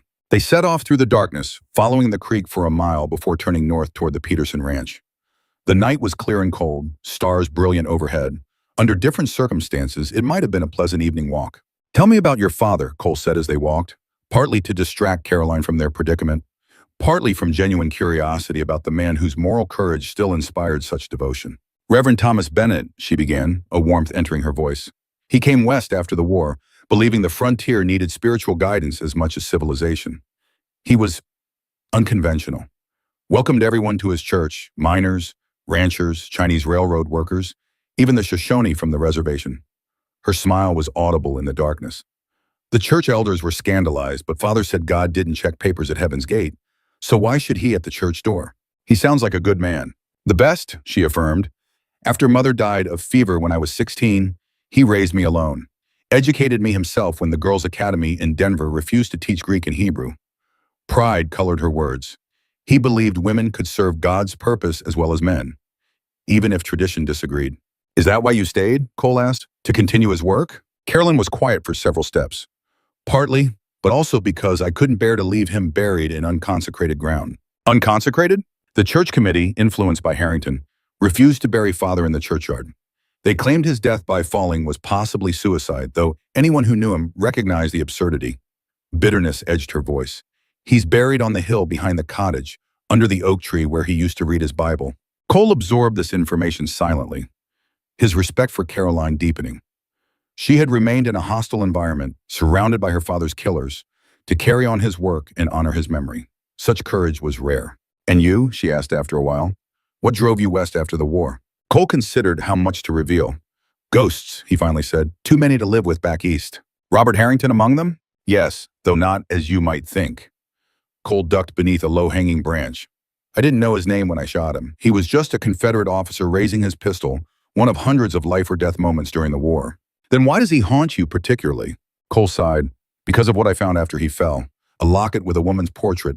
His mother, perhaps, or a sweetheart.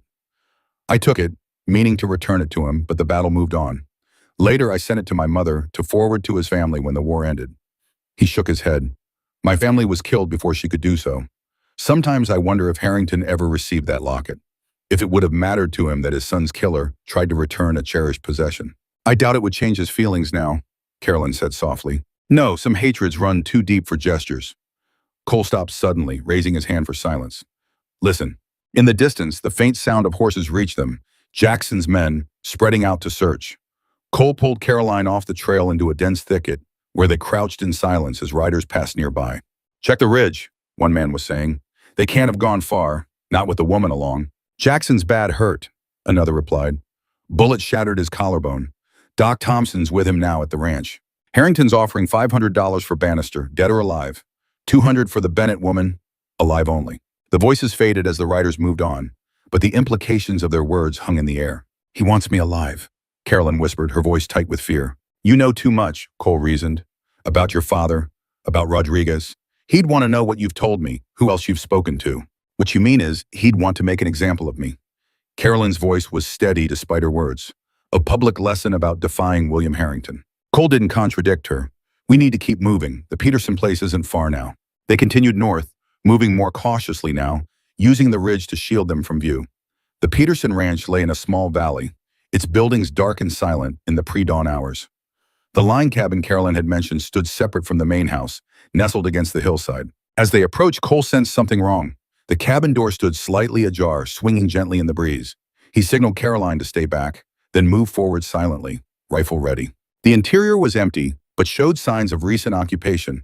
Coffee grounds on the table, a rumpled blanket on the narrow cot. Cole gestured Caroline inside, then closed and barred the door. "Someone's been here," he said, examining the room more thoroughly. "Recently." "Peterson's cowhands, perhaps," Caroline suggested, sinking wearily onto a chair. "Perhaps." Cole didn't sound convinced. He found a lamp and lit it, adjusting the wick to provide minimal light. "Rest if you can. I'll keep watch." Caroline nodded. Bullshit. Odd exhaustion evident in her slumped shoulders. She moved to the cot but sat rather than lay down, as if reluctant to surrender completely to fatigue. Cole positioned himself by the window, rifle across his knees, watching the approaches to the cabin. His wounded arm throbbed dully, but the graze was superficial, more annoying than dangerous. "Why did you really come to Redemption Valley?" Caroline asked softly after a long silence. "Of all places?" Cole considered the question. "Chance mostly. Saw an advertisement in a Denver newspaper. The name appealed to me." "Just the name?" "After the war, I wore a badge in Kansas, Missouri, Colorado," he explained, eyes still scanning the darkness outside. "Tried to bring some kind of justice to lawless places. Kept moving when I saw that justice depended too much on who had money and who didn't." He smiled faintly. "Started to wonder if redemption was possible for a man who'd seen and done what I had." "And is it?" Her voice was gentle in the lamplight. "I don't know," Cole admitted. "But this valley seemed like a place to find out. Until Harrington."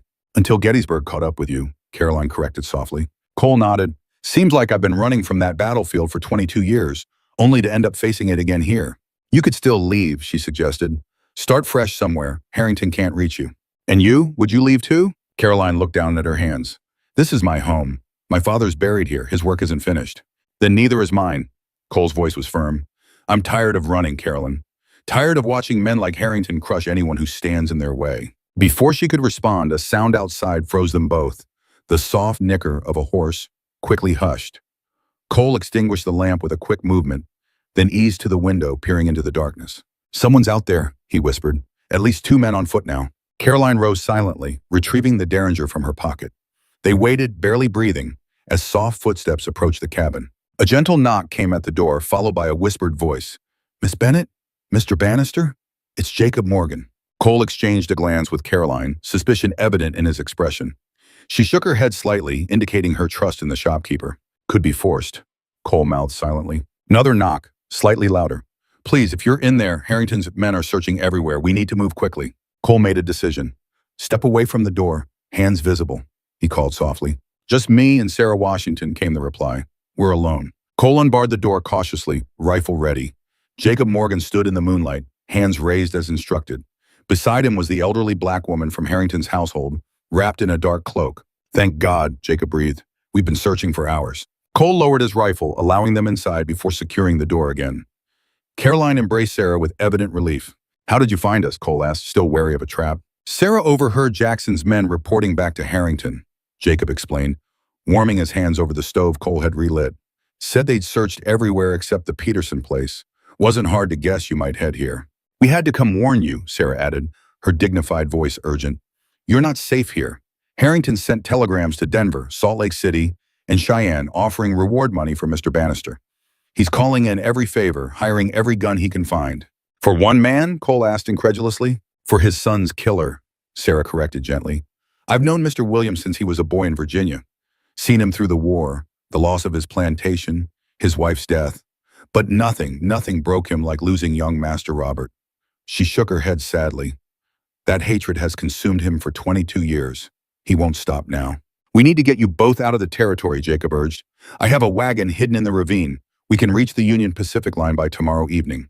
From there, you can be in California within days." Cole glanced at Caroline, whose expression remained resolute. "I can't leave," she said, confirming what he already knew. "My work is here." "Your work will end with a rope if Harrington has his way," Jacob argued. "He's telling people you conspired with Bannister to murder his men. Says you've been plotting against him since your father died. Let him say what he will. The truth will prevail." "Truth needs witnesses, Miss Bennett," Sarah said softly. "And Harrington is eliminating those one by one. The doctor who examined your father's body died last winter. The newspaper editor who questioned Rodriguez's hanging vanished on the road to Laramie." She took Caroline's hands in her weathered ones. "You can't fight if you're dead, child." A heavy silence fell over the cabin. Cole moved to the window again, scanning the darkness with practiced eyes. "Why are you helping us, Sarah? You've served Harrington's family your whole life." I served the Harringtons when they were honorable, even if they were slaveholders, she replied with quiet dignity. What Mr. William has become since Master Robert died, that's not the family I served. She straightened her thin shoulders. Besides, Miss Caroline's father was kind to me when few others were. I pay my debts. Jacob cleared his throat. We should move soon before dawn. Harrington's men will return to search this area more thoroughly once it's light. Cole turned to Caroline. They're right. We need to leave, at least temporarily. Regroup, gather evidence against Harrington, return with the law on our side. She hesitated, then nodded reluctantly. Very well, but I'll need to retrieve something from the cottage first. Too dangerous, Jacob protested. The cottage will be watched. My father's journals are hidden there, Caroline insisted. They contain everything. The church finances Harrington embezzled, notes about threats made against Rodriguez and others, even observations from Gettysburg that might prove Cole acted honorably in war. Her eyes were determined. Without those journals, it's our word against Harrington's. Cole considered their options. Where exactly are these journals hidden? Behind the loose brick in the fireplace. Father created the hiding place when he first suspected Harrington's corruption. I'll go, Cole decided. You three take the wagon toward the railroad. I'll retrieve the journals and catch up. Absolutely not, Caroline objected. You're the one with a price on your head. I know the hiding place. I should go. And you're the one Harrington wants alive for questioning, Cole countered. If they catch you at the cottage, you'll wish they'd killed you instead. Sarah intervened before the argument could escalate. Neither of you should go alone, but together perhaps with Jacob and me creating a diversion. What kind of diversion? Jacob asked warily. Sarah's expression grew calculating. Mr. William trusts me completely, has for decades. If I return now claiming to have information about Miss Caroline's whereabouts, I could draw attention away from the cottage. Too risky, Cole said. If Harrington suspects your loyalty, he won't, Sarah interrupted confidently. Not if I tell him I'm trying to protect him from scandal. That I've discovered Miss Caroline plans to expose his personal indiscretions with me. The others stared at her in shock. Sarah, Caroline gasped. You can't possibly. Child, I'm 73 years old. My reputation means nothing compared to your safety. Sarah's dignity never wavered. Besides, it's not entirely false.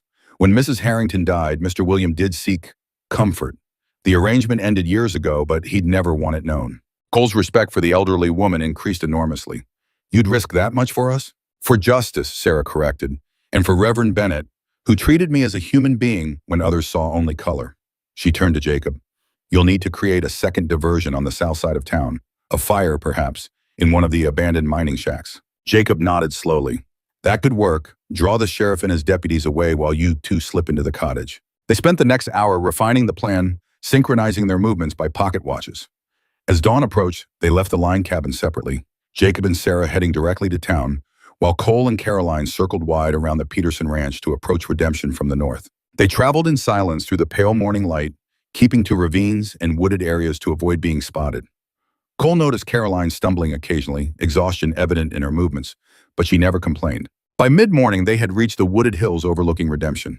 From their vantage point, they could see the town stirring to life, shopkeepers opening their doors, miners heading toward the Harrington Coal Works, a rider galloping down the main street whom Cole recognized as Sheriff Tanner. Something's happening, Cole observed. Tanner's in a hurry. Caroline squinted at the distant scene. The church committee meets Monday mornings. Perhaps news of my treachery has reached them. Your absence will have been noted by now, Cole agreed. We'll need to wait until the diversions begin before approaching the cottage. They found a sheltered hollow to rest, sharing the meager provisions Jacob had provided. Jerky, hardtack, and a canteen of water. Carolyn dozed briefly, her head nodding forward before she jerked awake again, embarrassed. Sleep, Cole encouraged.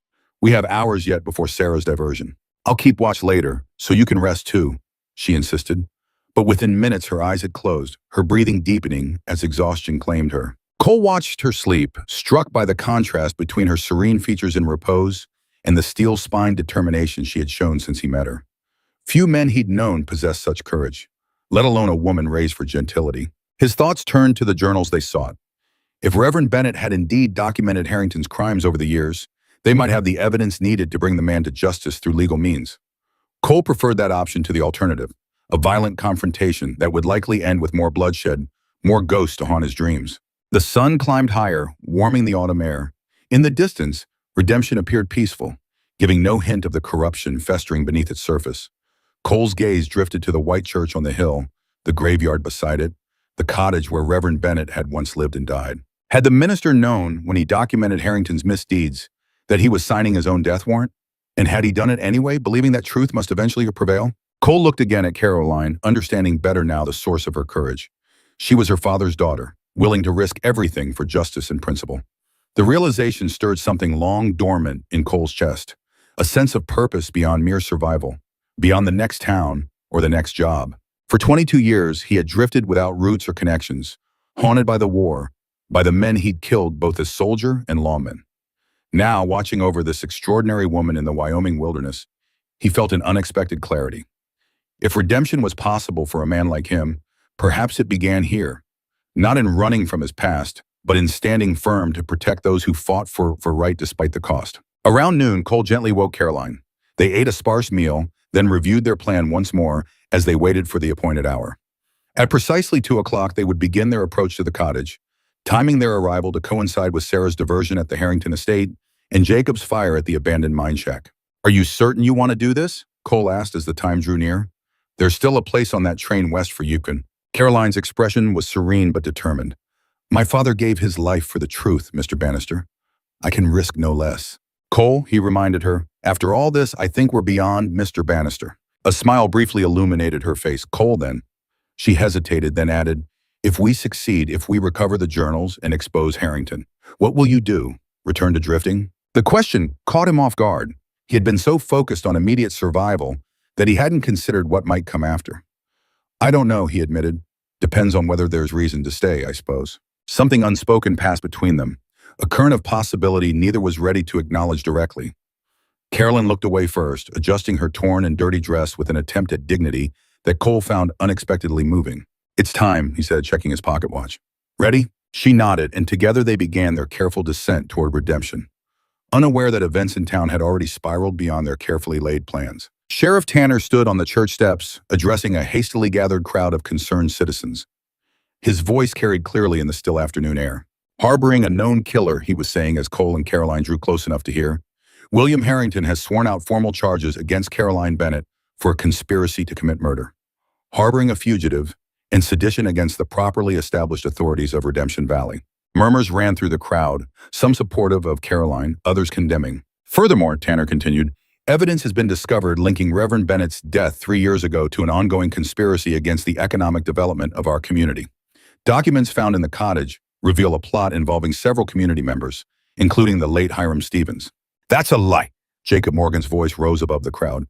"Caroline Bennett is the most honest person in this valley, and her father was a saint." "Arrest that man," Tanner ordered, pointing at Jacob, "for interfering with justice and suspected involvement in the conspiracy." 2 deputies moved toward Jacob, who stood his ground defiantly. From their hiding place at the edge of town, Cole and Caroline watched in horror as their ally was seized roughly. "They've been in the cottage already," Caroline whispered, dismay evident in her voice. "They have the journals." "Not necessarily," Cole replied, studying the scene carefully. "Tanner mentioned documents, but he's being vague about specifics. Could be bluffing, trying to flush us out. What do we do now?" Before Cole could answer, a commotion erupted at the far end of town. Smoke billowed from one of the abandoned mine shacks, Jacob's diversion, right on schedule despite his arrest. "Fire!" someone shouted. "The old Watson place is burning!" The crowd's attention shifted immediately, many rushing toward the blaze. Sheriff Tanner hesitated, torn between maintaining control of his meeting and responding to the emergency. "This is our chance," Cole murmured, while they're distracted. They slipped from their hiding place, keeping to shadows and alleyways as they worked their way toward the cottage. The structure stood dark and silent, apparently unguarded in the confusion. Caroline led Cole to a rear window, which yielded to her push. She had deliberately left it unlocked for emergencies. They climbed inside quietly, finding themselves in a small kitchen. "The fireplace is in the front room," Caroline whispered, moving confidently despite the dim interior. They entered the main room of the chartage, where a stone fireplace dominated one wall. Caroline knelt before it, reaching up into the chimney to locate the loose brick her father had shown her years ago. "It's gone," she said after a moment, voice tight with dismay. "The brick is loose, but the space behind it is empty." Cole examined the fireplace more carefully, noting scuff marks on the hearth. Someone else knew about this hiding place. Recently, too, these marks are fresh. A floorboard creaked behind them. Cole whirled, drawing his revolver, but too late. Sheriff Tanner stood in the doorway, shotgun leveled at Cole's chest.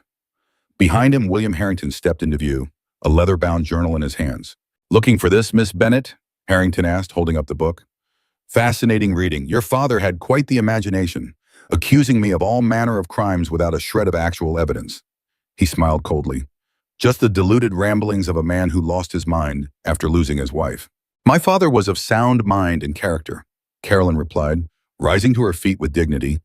Unlike some who claim to be gentlemen while ordering murders and theft. Strong accusations from a woman harboring her father's killer, Harrington replied smoothly. Cole kept his revolver trained on Tanner, though he knew the shotgun gave the sheriff the advantage. Her father's killer stands before us, holding the evidence of his crime. Poetic, Mr. Bannister, but legally meaningless. Harrington's smile never reached his eyes. Sheriff Tanner has sworn statements from multiple witnesses that you and Miss Bennett conspired to murder my foreman Jackson last night, that you've been plotting against me since your arrival, that Miss Bennett has been using her position as the town's spiritual advisor to turn the community against legitimate business interests. No one will believe such obvious lies, Caroline declared. They'll believe what the law tells them to believe, Tanner growled. Drop the gun, Bannister. You're under arrest for the murder of Luis Rodriguez, attempted murder of Jackson Hayes, and conspiracy against the peace of Redemption Valley. And what about Gettysburg? Cole asked quietly, eyes on Harrington. Am I to be tried for that too, for doing my duty as a soldier? Something twisted in Harrington's expression. Grief or rage, perhaps both. My son was barely 20, had his whole life ahead of him, a fine Virginia gentleman cut down by a Yankee butcher. Your son died a soldier's death, facing his enemy, Cole replied evenly. A better end than Luis Rodriguez, hanged without trial, or Reverend Bennett, pushed from a roof, or Hiram Stevens, whose heart conveniently gave out after threats to his wife. You know nothing about my son. Harrington's composure cracked slightly. Nothing about what was lost when he died. I know he carried a locket with a woman's portrait, Cole said softly. I know I tried to return it to his family after the war. Harrington froze, genuine shock replacing anger. What did you say? A gold locket, oval, with filigree work. Inside, a miniature portrait of a woman with dark hair and eyes. Your wife, I presume. The color drained from Harrington's face. You took that from Robert's body? To return it, Cole emphasized. I sent it to my mother to forward to your family when the war ended, but my family was killed before she could do so. For a moment, something almost human flickered in Harrington's eyes, a grief not hardened by hatred. Then his expression closed again, colder than before. A convenient story, impossible to verify. He nodded to Tanner. Take them both to the jail. The territorial judge arrives tomorrow. We'll have a proper trial before a proper hanging. As Tanner moved to handcuff them, a gunshot cracked outside, followed by shouts and the sound of running feet. Sheriff, a voice called. We got trouble. The fire's spreading to the mine office and someone's busted Morgan out of the lockup. Tanner hesitated, shotgun still trained but on Cole. Damn it all to hell. Harrington, watch these two. I need to handle this. With pleasure, Harrington replied, drawing a small pistol from his coat pocket. We have unfinished business anyway, Mr. Bannister. The sheriff hurried out, leaving Cole and Caroline alone with William Harrington and his revolver. 22 years I've waited for justice, Harrington said conversationally, as if discussing the weather. Imagined 100 ways to kill the man who took my son. And now here you are, delivered to me like divine providence. There's been enough killing, Caroline interjected, stepping forward despite Cole's warning gesture. The war is over. Robert wouldn't want... Don't you dare speak his name! Harrington's control shattered completely, his aristocratic facade crumbling to reveal naked hatred. You know nothing about my son or what he would want. I know he was a soldier who died with honor, Caroline persisted, moving closer despite the weapon pointed at her. Not a victim to be avenged through murder and corruption. Caroline, stay back, Cole warned, seeing the dangerous gleam in Harrington's eyes. Listen to him, Miss Bennett, Harrington advised, his voice deadly calm again. Step aside or I'll kill you first and make him watch. You'll have to shoot me, she replied steadily. I won't stand by while you murder an innocent man for doing his duty in war. Cole tensed, ready to lunge forward if the Harrington's finger tightened on the trigger. But before any of them could move, the cottage door burst open again. Sarah Washington stood in the doorway, a shotgun in her weathered hands. That's enough, Mr. William. Harrington's eyes widened in genuine surprise. Sarah, what are you doing? What I should have done years ago. The elderly woman's voice was steady, her grip on the shotgun unwavering. Put down that gun. These killings stop now. You're betraying me? After all these years? Incredulity colored Harrington's tone. For these Yankees. I'm choosing right over wrong, Sarah replied simply. Something you used to understand before grief poisoned your soul. For a moment, the cottage was silent except for the distant shouts as townspeople battled the spreading fire. Then Harrington laughed, a hollow, terrible sound. Et tu, Sarah? He said softly. Very well. Perhaps it's fitting that my most loyal servant delivers the final betrayal. His finger tightened on the trigger. But if I'm to meet Robert in the hereafter, I'll not go alone. 3 gunshots shattered the afternoon quiet, so close together they sounded almost as one. Gun smoke hung in the air, acrid and thick. Cole found himself on the floor, having lunged toward Caroline as the shots rang out. He'd pulled her down with him, covering her body with his own. For a moment, silence reigned. Then came a soft thud, the sound of a body falling. Cole raised his head cautiously. William Harrington lay sprawled on the cottage floor, blood spreading across his immaculate waistcoat. His eyes stared sightlessly at the ceiling, the revolver still clutched in his lifeless hand. Sarah Washington stood in the doorway, shotgun lowered, her weathered face impassive. A thin trickle of blood ran down her left arm where Harrington's bullet had grazed her before her own shot found its mark. Sarah, Caroline struggled to her feet, shock evident in her expression. You killed him. He was going to kill you both, Sarah replied simply.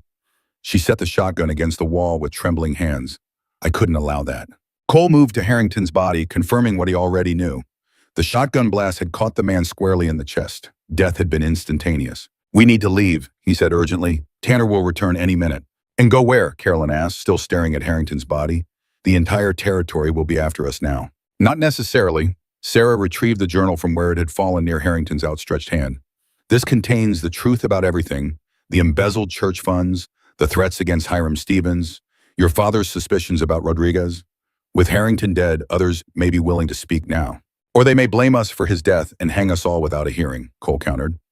He moved to the window, scanning the street. The fire's spreading. Most of the town is fighting it, but it won't be long before someone comes to report to Harrington. Sarah straightened her shoulders, decision hardening her features. You two need to go. I'll stay. Absolutely not, Caroline protested. You'll be arrested, possibly hanged. I'm an old woman who's lived her life, Sarah replied with quiet dignity. And I have a story they'll believe. Mr. William threatened you, tried to force himself on Miss Caroline. I've been cleaning my shotgun, heard the commotion, and acted to protect a young woman's virtue. She nodded toward the shotgun. It's my weapon, kept in this cottage since Reverend Bennett's day. Everyone knows that. Cole studied her with newfound respect. They might still hang you. They might, Sarah acknowledged. But an elderly colored woman defending a white woman's honor? Even in Wyoming, that carries weight. And I have friends, people Mr. William never noticed because their skin was dark or their accents foreign. They'll speak for me. Caroline embraced the older woman. I can't let you sacrifice yourself for us. Child, I made my choice when I pulled this trigger. Sarah gently disengaged from Caroline's arms. Take the journal. Find Judge Foster in Laramie. He's a fair man who never liked Harrington's methods. She pressed the leather-bound book into Caroline's hands. Go. Through the back. Most everyone's at the fire. The sound of voices outside made the decision for them. Cole took Caroline's arm, guiding her toward the rear of the cottage. At the door, he turned back to Sarah. Thank you, he said simply. The elderly woman nodded once. Do right by her, she replied just as simply. They slipped out the back door and into the gathering dusk. The town's attention remained focused on the fire, which had indeed spread from the abandoned mine shack to the mine office and now threatened nearby buildings. Shouts and the splash of bucket brigades created enough chaos to cover their escape. Cole led Caroline through back alleys toward the livery stable. We need horses, he said in a low voice, and supplies. The stable master is Harrington's man, Caroline warned. Then we'll have to be persuasive. The livery was deserted, its owner presumably helping fight the fire. Cole quickly saddled 2 horses while Caroline gathered saddlebags and basic provisions stored in a side room. Head north, Cole instructed as they mounted up. Stay off the main trails. I know a place in the mountains where we can lay low until it's safe to reach Laramie. They rode out of town as darkness fell, the glow of the fire behind them casting long shadows ahead. Neither spoke until Redemption Valley was well behind them, the night enfolding them in its protective darkness. Do you think Sarah will be all right? Carolyn finally asked, her voice small against the vastness of the Wyoming night. I don't know, Cole admitted.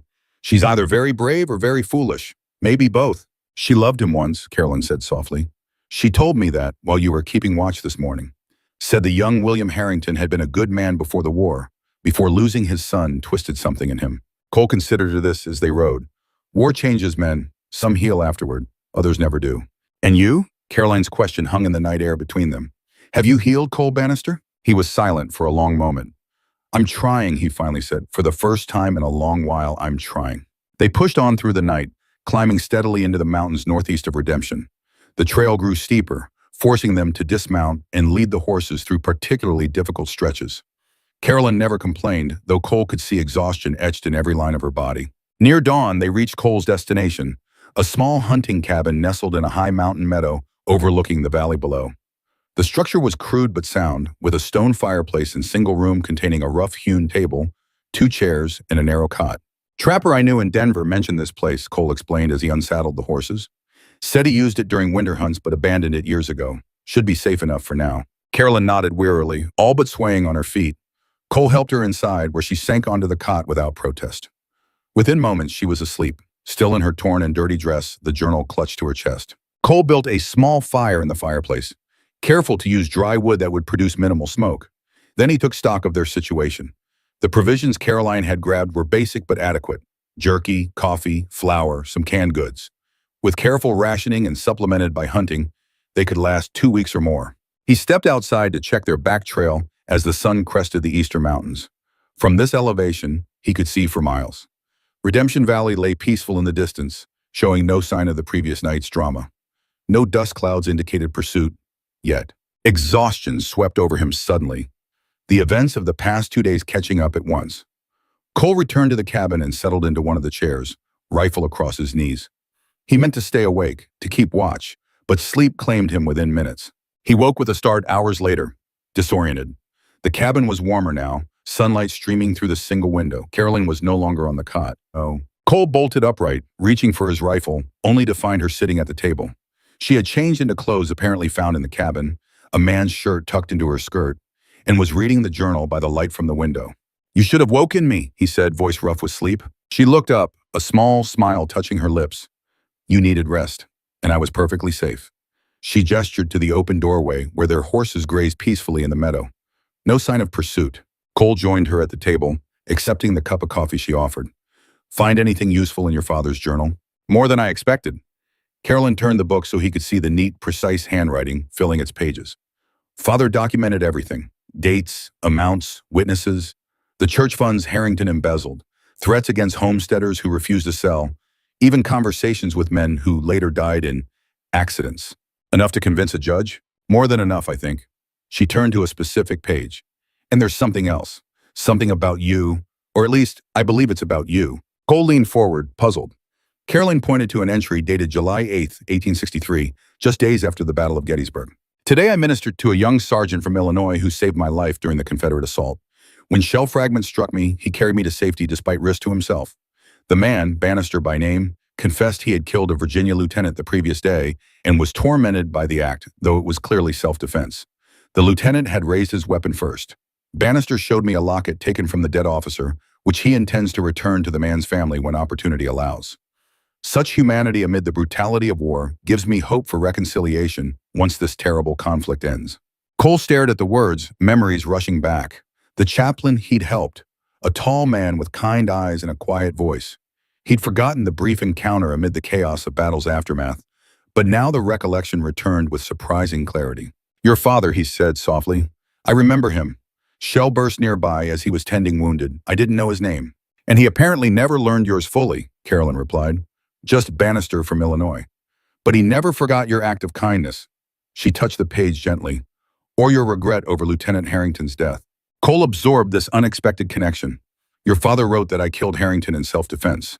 "Yes, and as a man of God, his testimony carries weight." Carolyn met his gaze steadily. "You've carried this guilt for 22 years, Cole. Perhaps it's time to set it down." Before he could respond, movement in the valley below caught his attention. Cole moved to the window, shielding his eyes against the sun's glare. "Riders," he said tensely. "At least 6, maybe more, following our trail." Caroline joined him at the window. "Sheriff Tanner?" "Probably. They're still miles away, but they're heading in the right direction." Cole calculated quickly. "We have a few hours at most before they reach us." "We could try to reach Laramie," Carolyn suggested. "It's only a day's hard ride east." Cole shook his head. "They'd catch us in the open. This cabin is defensible at least." "Against 6 armed men?" Carolyn's voice held no fear, only pragmatic assessment. "Even with both of us shooting, those aren't favorable odds." "Who said anything about shooting?" Cole smiled grimly. "I've had my fill of killing, Caroline. There has to be another way." They spent the next hour in urgent preparation. Cole reinforced the cabin door, while Caroline inventoried their supplies and loaded both his revolver and her Derringer. They filled every available container with water from the nearby spring, brought the horses closer, and gathered extra firewood. As the riders drew near, visible now as they wound their way up the mountain trail, Cole made a final inspection of their defenses. Remember, he told Caroline, we're not trying to fight our way out. We just need to hold them off until nightfall. Then we can slip away through the back trail I've found. And if they surround us completely, then we'll have to improvise. Cole checked his pocket watch. They'll be here within the hour. Are you sure you want to go through with this? There's still time for you to take one horse and head east while I delay them. Caroline's expression was serene but determined. My place is here, with the truth. She patted the journal, now secured inside her clothing. Whatever comes, we face it together. Cole studied her face, marveling again at her courage. In the soft mountain light, with her auburn hair falling loose around her shoulders and determination brightening her green eyes, she was breathtaking. Caroline, he began hesitantly. If we get through this, a gunshot interrupted him, the bullet splintering the window frame inches from his head. Cole pulled Caroline down as more shots followed. That's far enough, Bannister! Sheriff Tanner's voice carried clearly in the mountain air. We have the cabin surrounded. Come out with your hands up and bring the Bennett woman with you. Cole peered cautiously through a crack in the shutters. Tanner and his men had taken positions behind rocks and trees, their rifles trained on the cabin. He counted 8 men total, poor odds indeed. What do you want, Tanner? Cole called back. Justice for William Harrington, the sheriff replied, and for Luis Rodriguez and Jackson Hayes. You're wanted for murder, Bannister, and the Bennett woman for conspiracy. What about Sarah Washington? Caroline asked quietly. Cole relayed the question, and Tanner's response was grim. The old woman confessed to shooting Harrington, claimed it was to protect Miss Bennett's virtue. She's in jail awaiting the judge, but that doesn't clear either of you. A pause, then, you've got 1 minute to surrender or we start burning you out. Cole and Caroline exchanged glances. Their plan to hold out until nightfall wouldn't work if Tanner set fire to the cabin. We need that journal to reach Judge Foster, Caroline whispered urgently. Without it, Sarah will hang for certain, and Harrington's crimes will remain buried. Cole nodded, mind racing. We surrender. They'll separate us immediately. Take us back to redemption for a show trial, then a hanging. He glanced around the cabin, searching for options. If I create a distraction, could you make it to the back trail? Not without you, Caroline insisted. Someone has to reach the judge with that journal, Cole argued. Better you than me. I'm already condemned in their eyes. No, Caroline's voice was firm. There must be another way. Another volley of shots hit the cabin, one bullet penetrating the thin walls and embedding itself in the table. Their time was running out. 30 seconds, Bannister, Tanner shouted. We've got coal oil ready. Cole made a swift decision.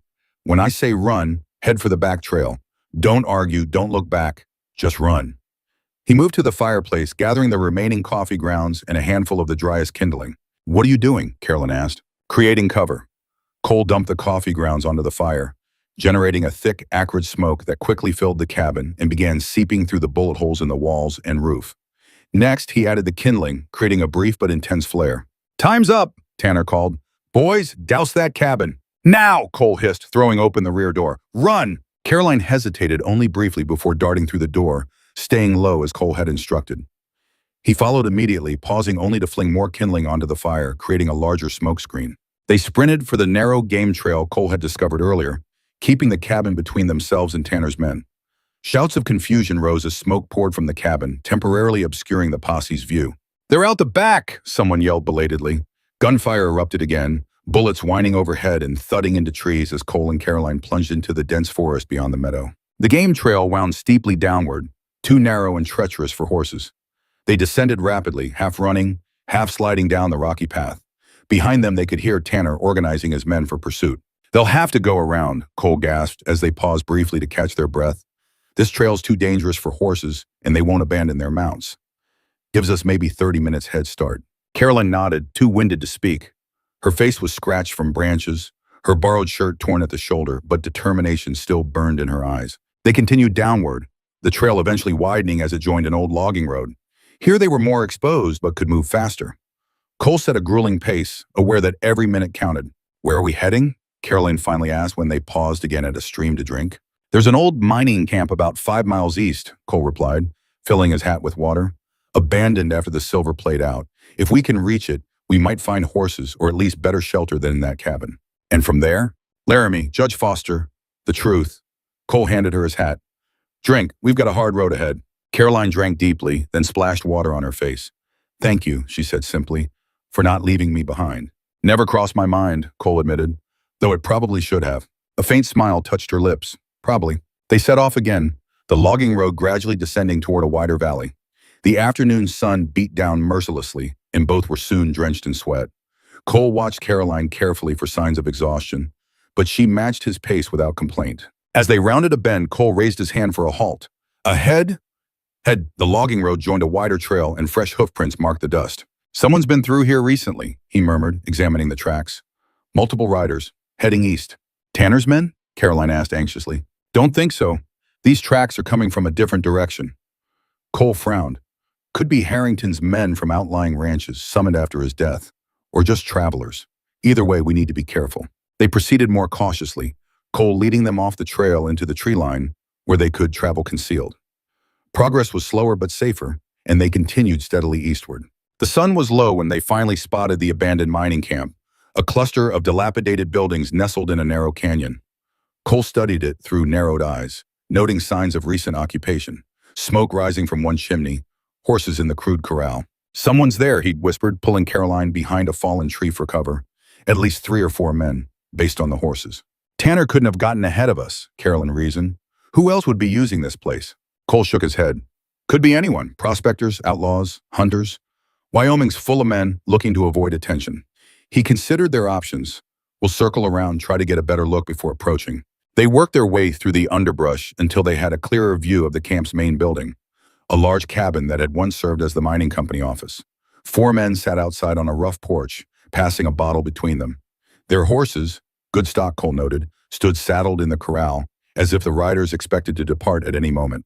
"I don't recognize them from Redemption," Caroline whispered. "No," Cole agreed, "but I've seen men like them before. Hired guns, waiting for someone." A cold certainty settled in his gut. "Harrington must have telegraphed for reinforcements before confronting us at the cottage. These men just don't know their employer is dead yet." "What do we do?" Before Cole could answer, a horse whinnied behind them. They turned to find themselves staring down the barrel of a rifle held by a hard-faced man in trail-worn clothing. "Well now," the man drawled, "what have we here? You folks lost? Or just naturally curious about other people's business?" Cole kept his hands visible, mind racing. "Just passing through, saw the camp, thought we'd see if anyone was willing to trade supplies." The man spat tobacco juice onto the ground. "Passing through mighty quiet like for honest folk." His eyes narrowed. "Stand up, slow." They complied, and the man whistled sharply. His companions on the porch looked up, then hurried toward them, hands on weapons. "Look what I found sneaking around, boys," their captor announced as the others arrived. Man and a woman, watching the camp. One of the newcomers, a stocky, bearded man with cold eyes, studied them intently. "Well, I'll be damned. Bannister and the Bennett woman, unless I miss my guess." He grinned unpleasantly. "Harrington's telegram said we'd be well paid for bringing you 2 in." Cole tensed, ready to make a desperate move, but 4 guns now pointed at them. The odds were impossible. "Tie him up," the bearded man ordered. "Jackson should be here by dark. He'll want to handle this personally." Cole and Caroline exchanged alarmed glances. Jackson was supposed to be recovering from his wound at the Harrington ranch. If he was coming here, it could only mean one thing. Tanner had sent word about Harrington's death, and Jackson was taking command. They were marched into the main cabin, where their hands were bound behind them and they were forced onto separate stools near the cold fireplace. The bearded man, who introduced himself as Grady, seemed to be in charge of the hired guns.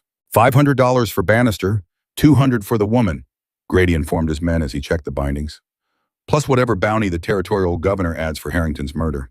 Not bad for a few days' work. "We didn't kill Harrington," Carolyn protested. "Sarah Washington did, and she's already confessed." Grady shrugged. "Don't much care who pulled the trigger, ma'am. My job's just to deliver you to Jackson, and he ain't particular about the details." He examined her more closely. "Though I might suggest we deliver you a bit worse for wear. Payment for the trouble you've caused." Cole strained against his bonds. "Touch her and you're dead." A cold laugh answered him. Bold talk for a man tied to a stool. Grady turned to his men. "2 of you guard the prisoners. Dixon, watch the trail for Jackson. Lester, see about some food. Might be our last hot meal for a while once we start back to Redemption." The men dispersed to their tasks, leaving Cole and Caroline under the watch of 2 guards who settled at a table across the room, starting a desultory card game. "I'm sorry," Cole murmured when the guards seemed sufficiently distracted. "Should have been more careful approaching the camp." "Not your fault," Caroline replied softly. "We were running out of options." She tested her bindings surreptitiously. "These are tight. Can you work free?" Cole flexed his wrists cautiously. "Given enough time, maybe, but we don't have much of that. Once Jackson arrives." He left the sentence unfinished. They both knew what Jackson's arrival would mean. The foreman had been humiliated by Cole's bullet, and would be seeking revenge, especially now that Harrington was dead and couldn't restrain him. The journal, Carolyn whispered. It's still inside my shirt. If we can't escape, we need to get it to Judge Foster somehow. Cole nodded grimly. One problem at a time. First, we need to... The cabin door banged open and the man called Dixon rushed in. Ryder's coming, he announced. Looks like Jackson, but there's someone else with him. A woman, I think. Grady frowned. Jackson didn't mention bringing anyone else. The guards abandoned their card game, moving to the window. Cole exchanged a quick glance with Caroline, then began working more urgently at his bonds, using the distraction to his advantage. Outside, horses clattered into the clearing. Male voices called greetings, followed by the sound of dismounting riders. Cole worked a finger beneath the rope, finding a slight looseness that might, with time and effort, allow him to slip free. The cabin door opened again. Jackson entered first, his left arm in a sling, his face haggard with pain, but eyes gleaming with malevolent satisfaction as they fell on Cole. Bannister, he growled, been looking forward to settling our score. Jackson, Cole acknowledged coolly, still working at his bonds. Shoulder giving you trouble? The foreman's face darkened. Not as much trouble as you're about to have. He turned to Grady. You've done good work. Payment is agreed, plus a bonus. He tossed a leather pouch that clinked heavily with coins. Always a pleasure doing business, Grady replied, weighing the pouch appreciatively. What about the woman? She hangs alongside him, Jackson said flatly. Sheriff's orders. Seems a waste, Grady observed, eyeing Caroline. Pretty thing like that. Jackson's expression hardened. She's not to be touched. Sheriff wants her intact for the trial. He glanced toward the door. Bring her in. Cole's blood ran cold. Had they captured someone else? Another ally? The door opened wider and a figure stepped through, a woman in a gray traveling dress, her face partially concealed by a bonnet. As she raised her head, Cole's confusion turned to shock. It was Sarah Washington. But not as he had last seen her. The dignified older woman now stood straight-backed and imperious, her expression coldly triumphant as her gaze swept over Cole and Carolyn. Well done, Mr. Jackson, she said, her voice carrying none of the subservient tone she had used in Harrington's house. You've captured our murderers exactly as promised. Sarah? Carolyn's voice broke on the name. What is this? You were arrested. Was I? Sarah removed her bonnet, revealing gray hair arranged in an elegant style Cole had never seen her wear before. How convenient that everyone believes so. I don't understand, Carolyn whispered. You killed Harrington to save us. You confessed. I killed William because he had become a liability, Sarah replied matter-of-factly. As for my confession, Sheriff Tanner knows better than to arrest me. He works for me now, just as he worked for William before. Cole stared at the elderly woman, pieces falling into place with sickening clarity. You, he said softly, you've been behind Harrington all along. Sarah's smile was terrible in its satisfaction.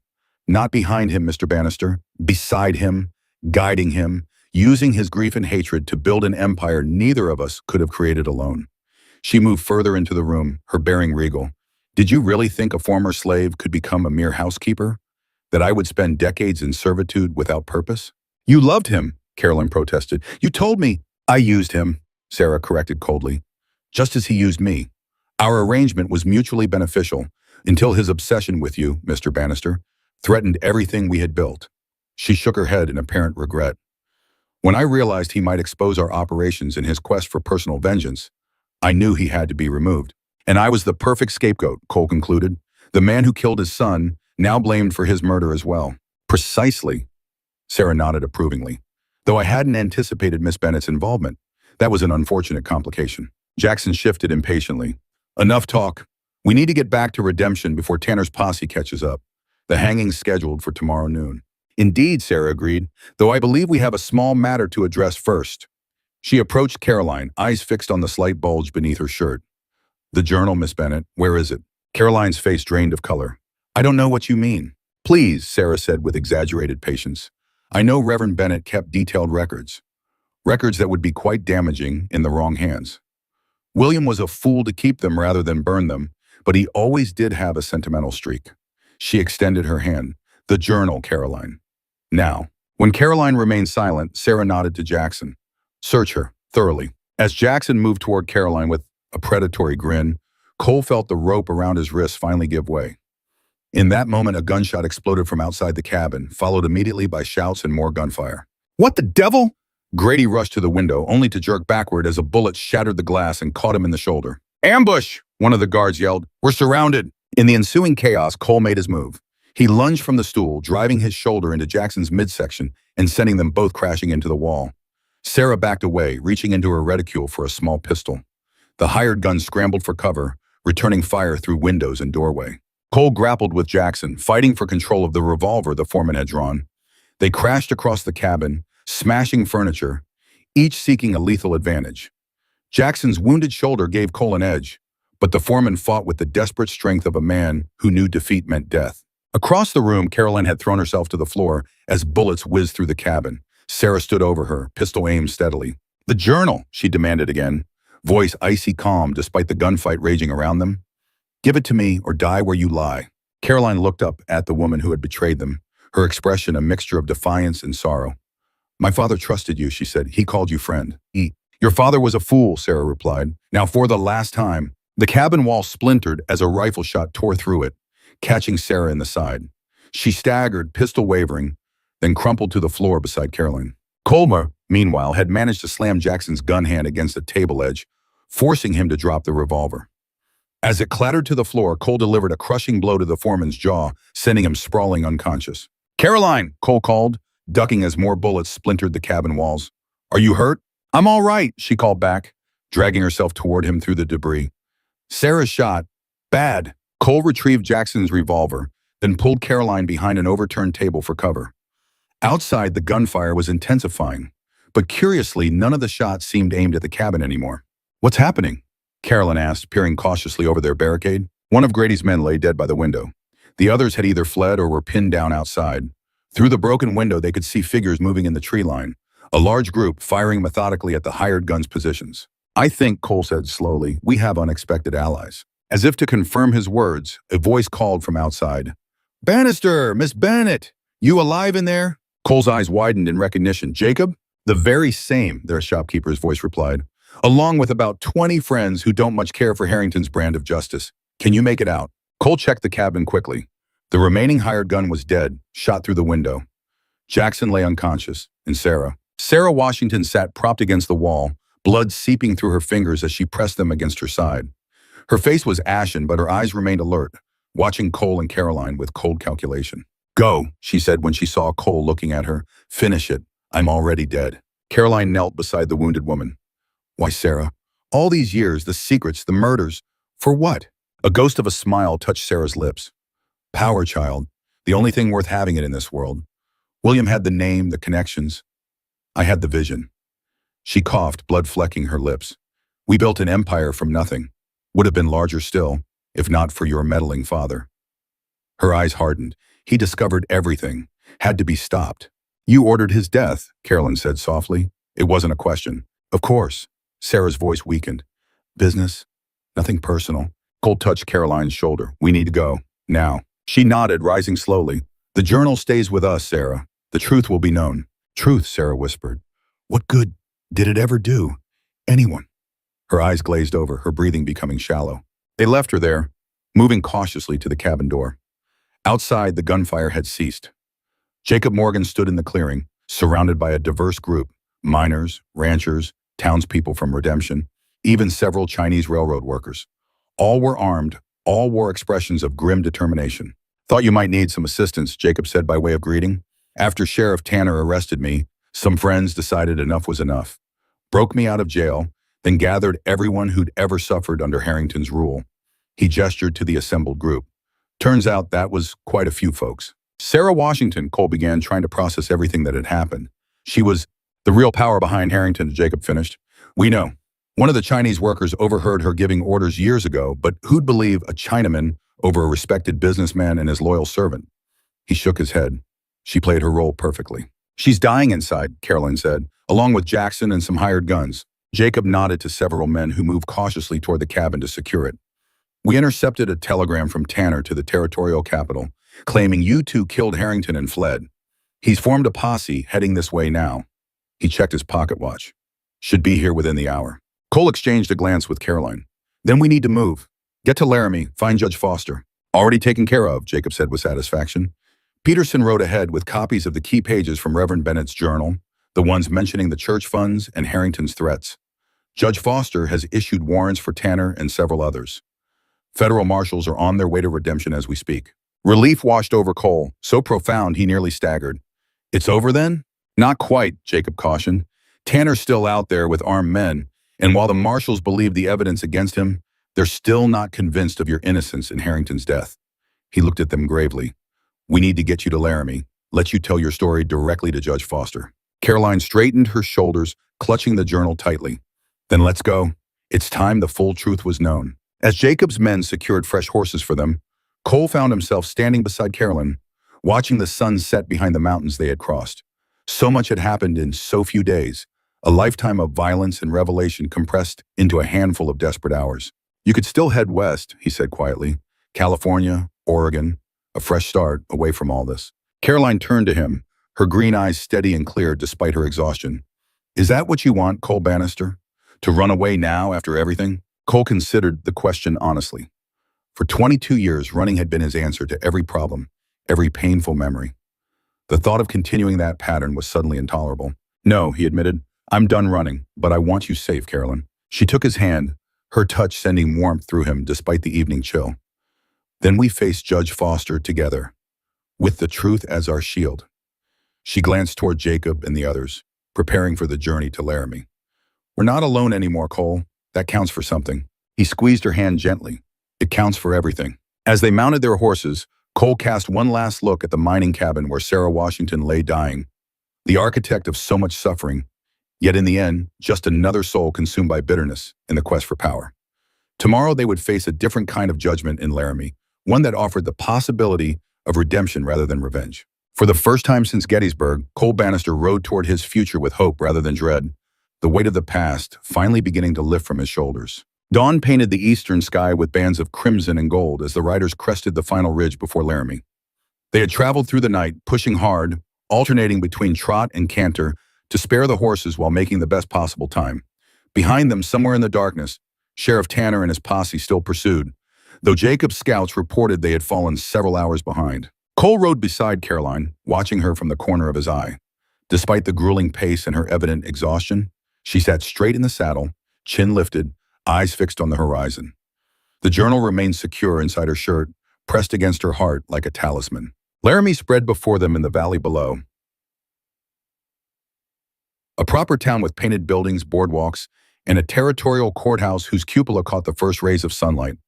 After the violence and corruption of redemption, it seemed almost like a mirage, a vision of civilization in the wilderness. Judge Foster will be at the courthouse by 8, Jacob said, drawing his horse alongside theirs. That gives us time to clean up and get some food. I know a place where we'll be welcome. They followed him down into town, drawing curious glances from early risers but no particular alarm. Jacob led them to a modest boarding house on a side street, where a gray-haired woman greeted him with evident relief. Jacob Morgan, you had me worried sick, she scolded, though her eyes were kind. When we heard about the trouble in redemption, it's a long story, Mrs. Hollister, Jacob interrupted gently. One I'll tell you over breakfast, if you're willing to feed 3 hungry travelers. Of course, of course. The woman ushered them inside, clucking sympathetically at Caroline's disheveled appearance. Poor dear, you look half dead from the trail. Let's get you cleaned up first. I've hot water ready, and I believe my daughter's dress might fit you. Caroline accepted the kindness with quiet gratitude, disappearing upstairs with Mrs. Hollister, while Jacob showed Cole to a washroom in the back. Clean clothes awaited him there, simple but well-made, if a bit loose on his frame. Mrs. Hollister's late husband, Jacob explained. She keeps his things for travelers in need. Cole washed away days of trail dust, the hot water revealing bruises and small cuts he hadn't even noticed in the chaos of their escape. As he trimmed his beard and combed his hair, a stranger looked back at him from the mirror. Older, wearier, but somehow more settled than the drifter who had ridden into Redemption Valley seeking peace. Breakfast awaited in the small dining room. Eggs, bacon, biscuits, coffee strong enough to stand a spoon in. Cole ate mechanically at first, his body demanding sustenance, even as his mind turned over the events of the past days and the confrontation to come. Caroline joined them shortly, transformed by clean clothes and washed hair. Mrs. Hollister had provided a simple blue dress that fit her reasonably well, though it was perhaps a bit more fashionable than her usual severe attire. Her hair was arranged in a simple knot at the nape of her neck, still damp from washing. You look, Cole began, then faltered, uncertain of the appropriate compliment. Human again, Caroline finished with a small smile. Amazing what soap and clean clothes can accomplish. She sat beside him, accepting a cup of coffee from Mrs. Hollister with murmured thanks.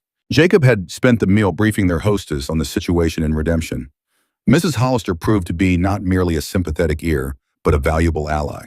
Her late husband had been Judge Foster's clerk, and she herself now worked as a cook in the judge's household. Albert Foster is a good man, she assured them, fair-minded, incorruptible. If anyone will listen to your story with an open mind, it's him. Will he believe us? Carolyn asked, her hand unconsciously moving to the place where the journal rested. We're accusing the most powerful men in redemption of murder, corruption, and conspiracy. He'll believe evidence, Mrs. Hollister replied pragmatically. And from what Jacob tells me, you have plenty of that. Shortly before 8, they made their way to the courthouse, a handsome brick building with white columns flanking the entrance. Jacob's men had dispersed throughout the town, keeping watch for Tanner's posse while maintaining a low profile to avoid alarming the citizens of Laramie. The courthouse was already busy, clerks and lawyers moving through the corridors with purposeful strides. Jacob led them to a polished door marked Judge Albert Foster, Territorial Circuit Court. A young man looked up from a desk in the anteroom. May I help you? We need to see Judge Foster immediately, Jacob said. It's a matter of life and death. The clerk's expression remained professionally skeptical until Mrs. Hollister stepped forward. Thomas, these people have traveled through the night to bring evidence of serious crimes in Redemption Valley. Please tell Albert they're here. The clerk, Thomas, responded to her familiar use of the judge's first name, rising immediately. Of course, Mrs. Hollister. Please wait here. He disappeared through an inner door, returning moments later. The judge will see you now. Judge Albert Foster proved to be a tall, lean man in his 60s, with a shock of white hair and penetrating blue eyes beneath bushy brows. He rose from behind a massive oak desk as they entered, greeting Mrs. Hollister warmly before turning his attention to the others. I understand you bring troubling news from Redemption, he said without preamble, gesturing for them to be seated. Mr. Peterson arrived yesterday with some remarkable documents, but declined to tell the full story, saying others would come who could speak with more authority. His gaze settled on Caroline. You would be Reverend Bennett's daughter, I presume? Yes, Your Honor, Caroline Bennett. And you, sir? The judge turned to Cole. Cole Bannister, Your Honor. Recognition flickered in Foster's eyes. Ah, the former lawman who supposedly murdered William Harrington. He held up a hand as Cole began to protest. I said supposedly, Mr. Bannister. I've received Sheriff Tanner's telegrams, but I've also received Mr. Peterson's evidence suggesting a rather different sequence of events. He folded his hands on the desk. I believe I need to hear the full story from the beginning. For the next hour, they took turns relating the events since Cole's arrival in Redemption Valley. The hanging of Luis Rodriguez, Harrington's attempts to buy Cole's land, the revelation about Robert Harrington's death at Gettysburg, their flight from the burning cabin, and finally the shocking truth about Sarah Washington's role in controlling Harrington and orchestrating years of corruption and murder. Throughout, Judge Foster listened intently, occasionally asking clarifying questions, but otherwise allowing them to speak without interruption. When they finished, he sat in silence for several moments, digesting what he had heard. May I see the journal? He finally asked. Caroline removed it carefully from inside her dress and placed it on the desk. Foster opened it with reverent hands, scanning several pages before looking up again. I knew Thomas Bennett slightly, he said. Met him at a territorial judiciary conference some years ago. He struck me as a man of uncommon moral courage. These journal entries are consistent with my impression of him. He closed the book carefully. However, the allegations against Sheriff Tanner and the late Mr. Harrington, not to mention Mrs. Washington, are extremely serious. I cannot act on your word alone, even with this journal as corroboration. Cole's heart sank. What more do you need, Judge? Witnesses. Individuals willing to testify under oath about what they experienced. Foster stroked his beard thoughtfully. From what you've told me, there should be many in Redemption who suffered under Harrington's regime. Most were too afraid to speak out while he lived, Caroline said. But now they're beginning to find their courage, Jacob interjected. The men who helped us at the mining camp, they'll testify, and others will follow once they know it's safe. Foster nodded. Good, I'll issue subpoenas immediately. He fixed Cole with a penetrating gaze.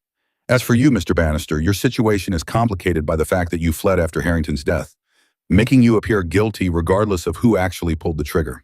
I had little choice, Your Honor, Cole replied evenly. With Tanner controlled by Sarah Washington, there was no chance of a fair hearing in Redemption. Perhaps not, Foster conceded.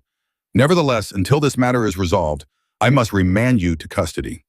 He raised a hand as Caroline began to protest. Not the jail, Miss Bennett. Given the circumstances, I believe house arrest at Mrs. Hollister's boarding house will suffice, with your word as a former lawman that you won't attempt to flee. You have it, Cole said without hesitation. Good. Foster rang a small bell on his desk and the clerk reappeared. Thomas, prepare orders for federal marshals to proceed to Redemption Valley and arrest Sheriff Tanner on suspicion of corruption and conspiracy to commit murder. Also, draft subpoenas for the witnesses Mr. Morgan will identify. He turned back to his visitors. This process will take time, weeks, perhaps months, but justice will be served. I promise you that. As they rose to leave, a commotion erupted in the outer office. The door burst open, revealing Sheriff Tanner, dusty from the trail and red-faced with exertion. Two deputies flanked him, hands hovering near their weapons. "Judge Foster," Tanner said breathlessly, "I've come to take custody of two fugitives, Cole Bannister and Caroline Bennett, wanted for the murder of William Harrington," and he broke off as he spotted them standing before the judge's desk. "There they are. I demand you turn them over to me immediately." Foster regarded him coldly. "Sheriff Tanner, you have no authority in my jurisdiction, and I have serious questions about your authority even in Redemption Valley." He held up the journal. "I have evidence suggesting you have been complicit in numerous crimes, including the murder of Reverend Thomas Bennett." Tanner's face paled beneath its trail grime. "That's absurd. I've been Redemption Sheriff for 12 years, during which time you have apparently served the interests of William Harrington and Sarah Washington rather than justice," Foster interrupted. "I was just preparing orders for your arrest, Sheriff. You've saved the marshals a trip." Tanner's expression hardened. His hand dropped to his revolver. "I'm not going to let a bunch of lies destroy my reputation, Judge. These two are coming back to Redemption to face proper justice." "Thomas," Foster said calmly to his clerk, "fetch the marshals from downstairs, please." The clerk slipped out a side door as tension filled the room. Tanner's deputies looked increasingly uncomfortable, glancing between their boss and the judge. "Think carefully about your next move, Sheriff," Foster warned. "Drawing a weapon in my courtroom would be a grave mistake." Cole moved slightly, positioning himself between Caroline and Tanner. He was unarmed. They had left their weapons at the boarding house. But his stance made clear his intentions if Tanner tried anything. For a long moment, the room balanced on a knife's edge of potential violence. Then one of Tanner's deputies broke the silence. "Sheriff, I didn't sign on for this." He stepped away, hands raised. "Fighting federal marshals. Threatening a judge. This ain't right." The second deputy followed suit, leaving Tanner isolated. His hand still hovered near his gun, indecision written across his features. "It's over, Tanner," Cole said quietly. "Harrington's dead. Sarah's dying or dead by now. There's no one left to protect you." Something crumpled in Tanner's expression. Not surrender exactly, but the recognition of inevitability. His hand fell away from his weapon just as three federal marshals entered the room, alerted by the clerk. "Marshal Davis," Foster addressed their leader, "please take Sheriff Tanner into custody on charges of corruption, conspiracy, and accessory to murder. His deputies are to be detained as material witnesses but not charged at this time." "Yes, Your Honor." The marshal, a weathered man with a no-nonsense demeanor, stepped forward, gesturing for Tanner to surrender his weapon. "Nice and easy, Sheriff. Don't make this harder than it needs to be." Tanner handed over his revolver with reluctance, his eyes burning with resentment as the marshals escorted him and his deputies from the room. Foster sighed heavily once they were gone. "That could have ended very differently. Well done keeping your composure, Mr. Bannister." "Thank you, Your Honor," Cole replied, feeling tension drain from his shoulders. "What happens now?" "Now," Foster said, "we begin the long process of uncovering the full truth and bringing all responsible parties to justice." He looked at Caroline. "Miss Bennett, I understand your desire to return to Redemption, but I must advise against it until we've secured the town. There may be others loyal to Harrington or Mrs. Washington who would seek to silence you." "I need to return eventually," Caroline said firmly. "The church will survive without you for a time," Foster interrupted gently. "Your father built a strong foundation there. Trust it to stand while you help us dismantle the corruption that took his life." Caroline nodded reluctantly. "Very well, Your Honor. I'll remain in Laramie as long as necessary." "Excellent." Foster turned to Jacob. "Mr. Morgan, I'll need your help identifying witnesses and documenting the extent of Harrington's operations. From what you've told me, this conspiracy may extend beyond Redemption to other towns in the territory." "I'm at your disposal, Judge," Jacob replied, "and I have men I trust who can help." "Good." Foster rose, signaling the end of their meeting. "Thomas will arrange accommodations for Miss Bennett near Mrs. Hollister's boarding house. Mr. Bannister, remember you are under house arrest until this matter is resolved. I'll require your testimony in the coming days as we build our case." They left the courthouse under escort of one of the marshals, the morning sun now high in a clear blue sky.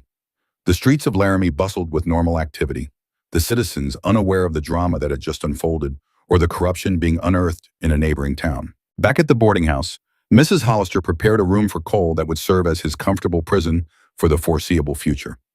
It was small but clean, with a window overlooking a garden where late autumn flowers still bloomed. "Not exactly what you expected when you purchased that homestead, is it?" Carolyn asked as they stood in the doorway, surveying his new quarters. "Not exactly," Cole agreed with a rueful smile. but better than the alternatives.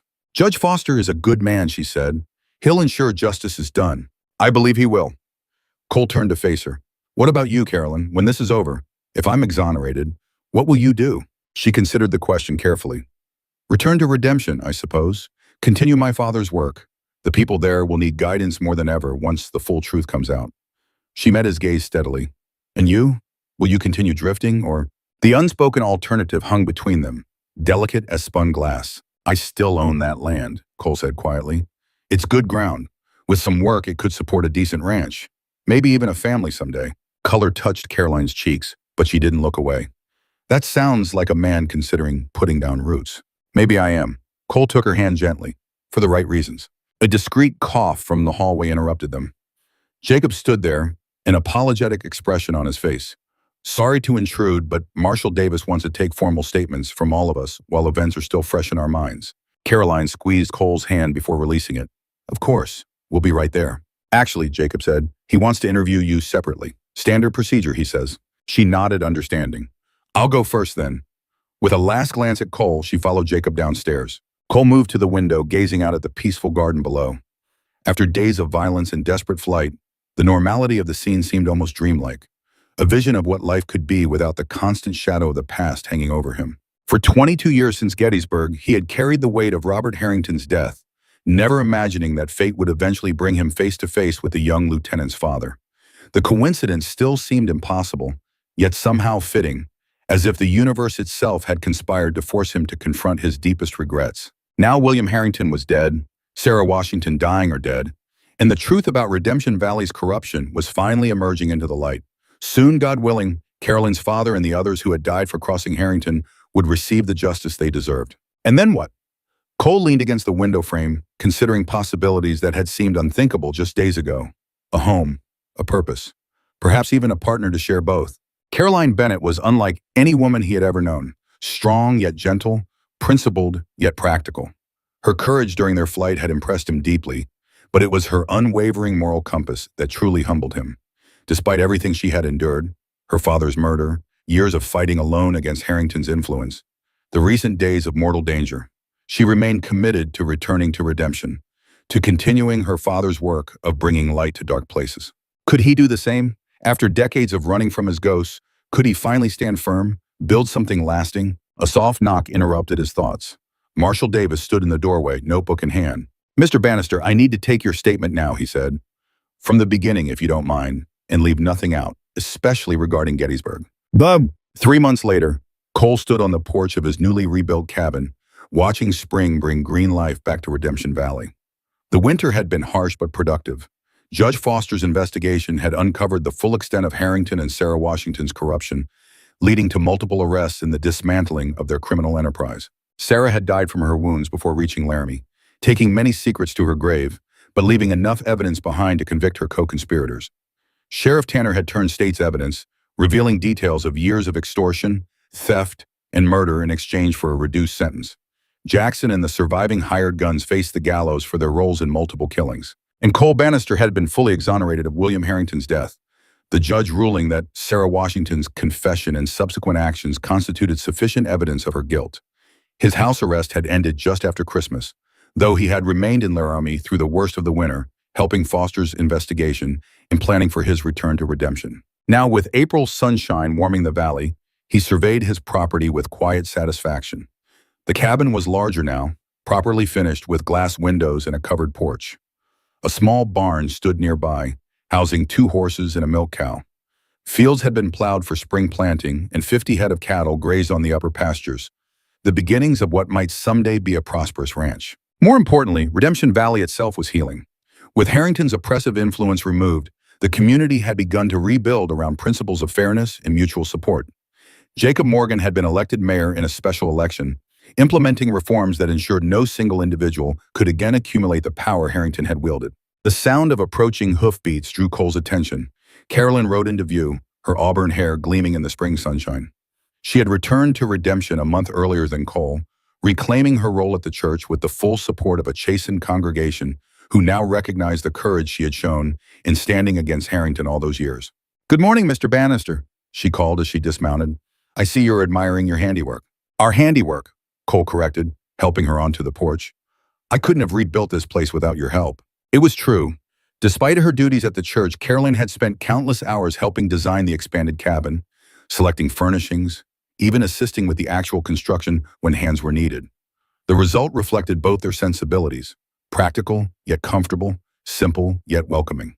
"I brought something for you," Caroline said, retrieving a package from her saddlebag.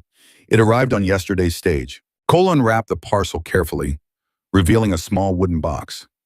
Inside, nestled on a bed of velvet, lay a gold locket, oval with delicate filigree work around the edges. "How?" he began, stunned. "Judge Foster," Caroline explained.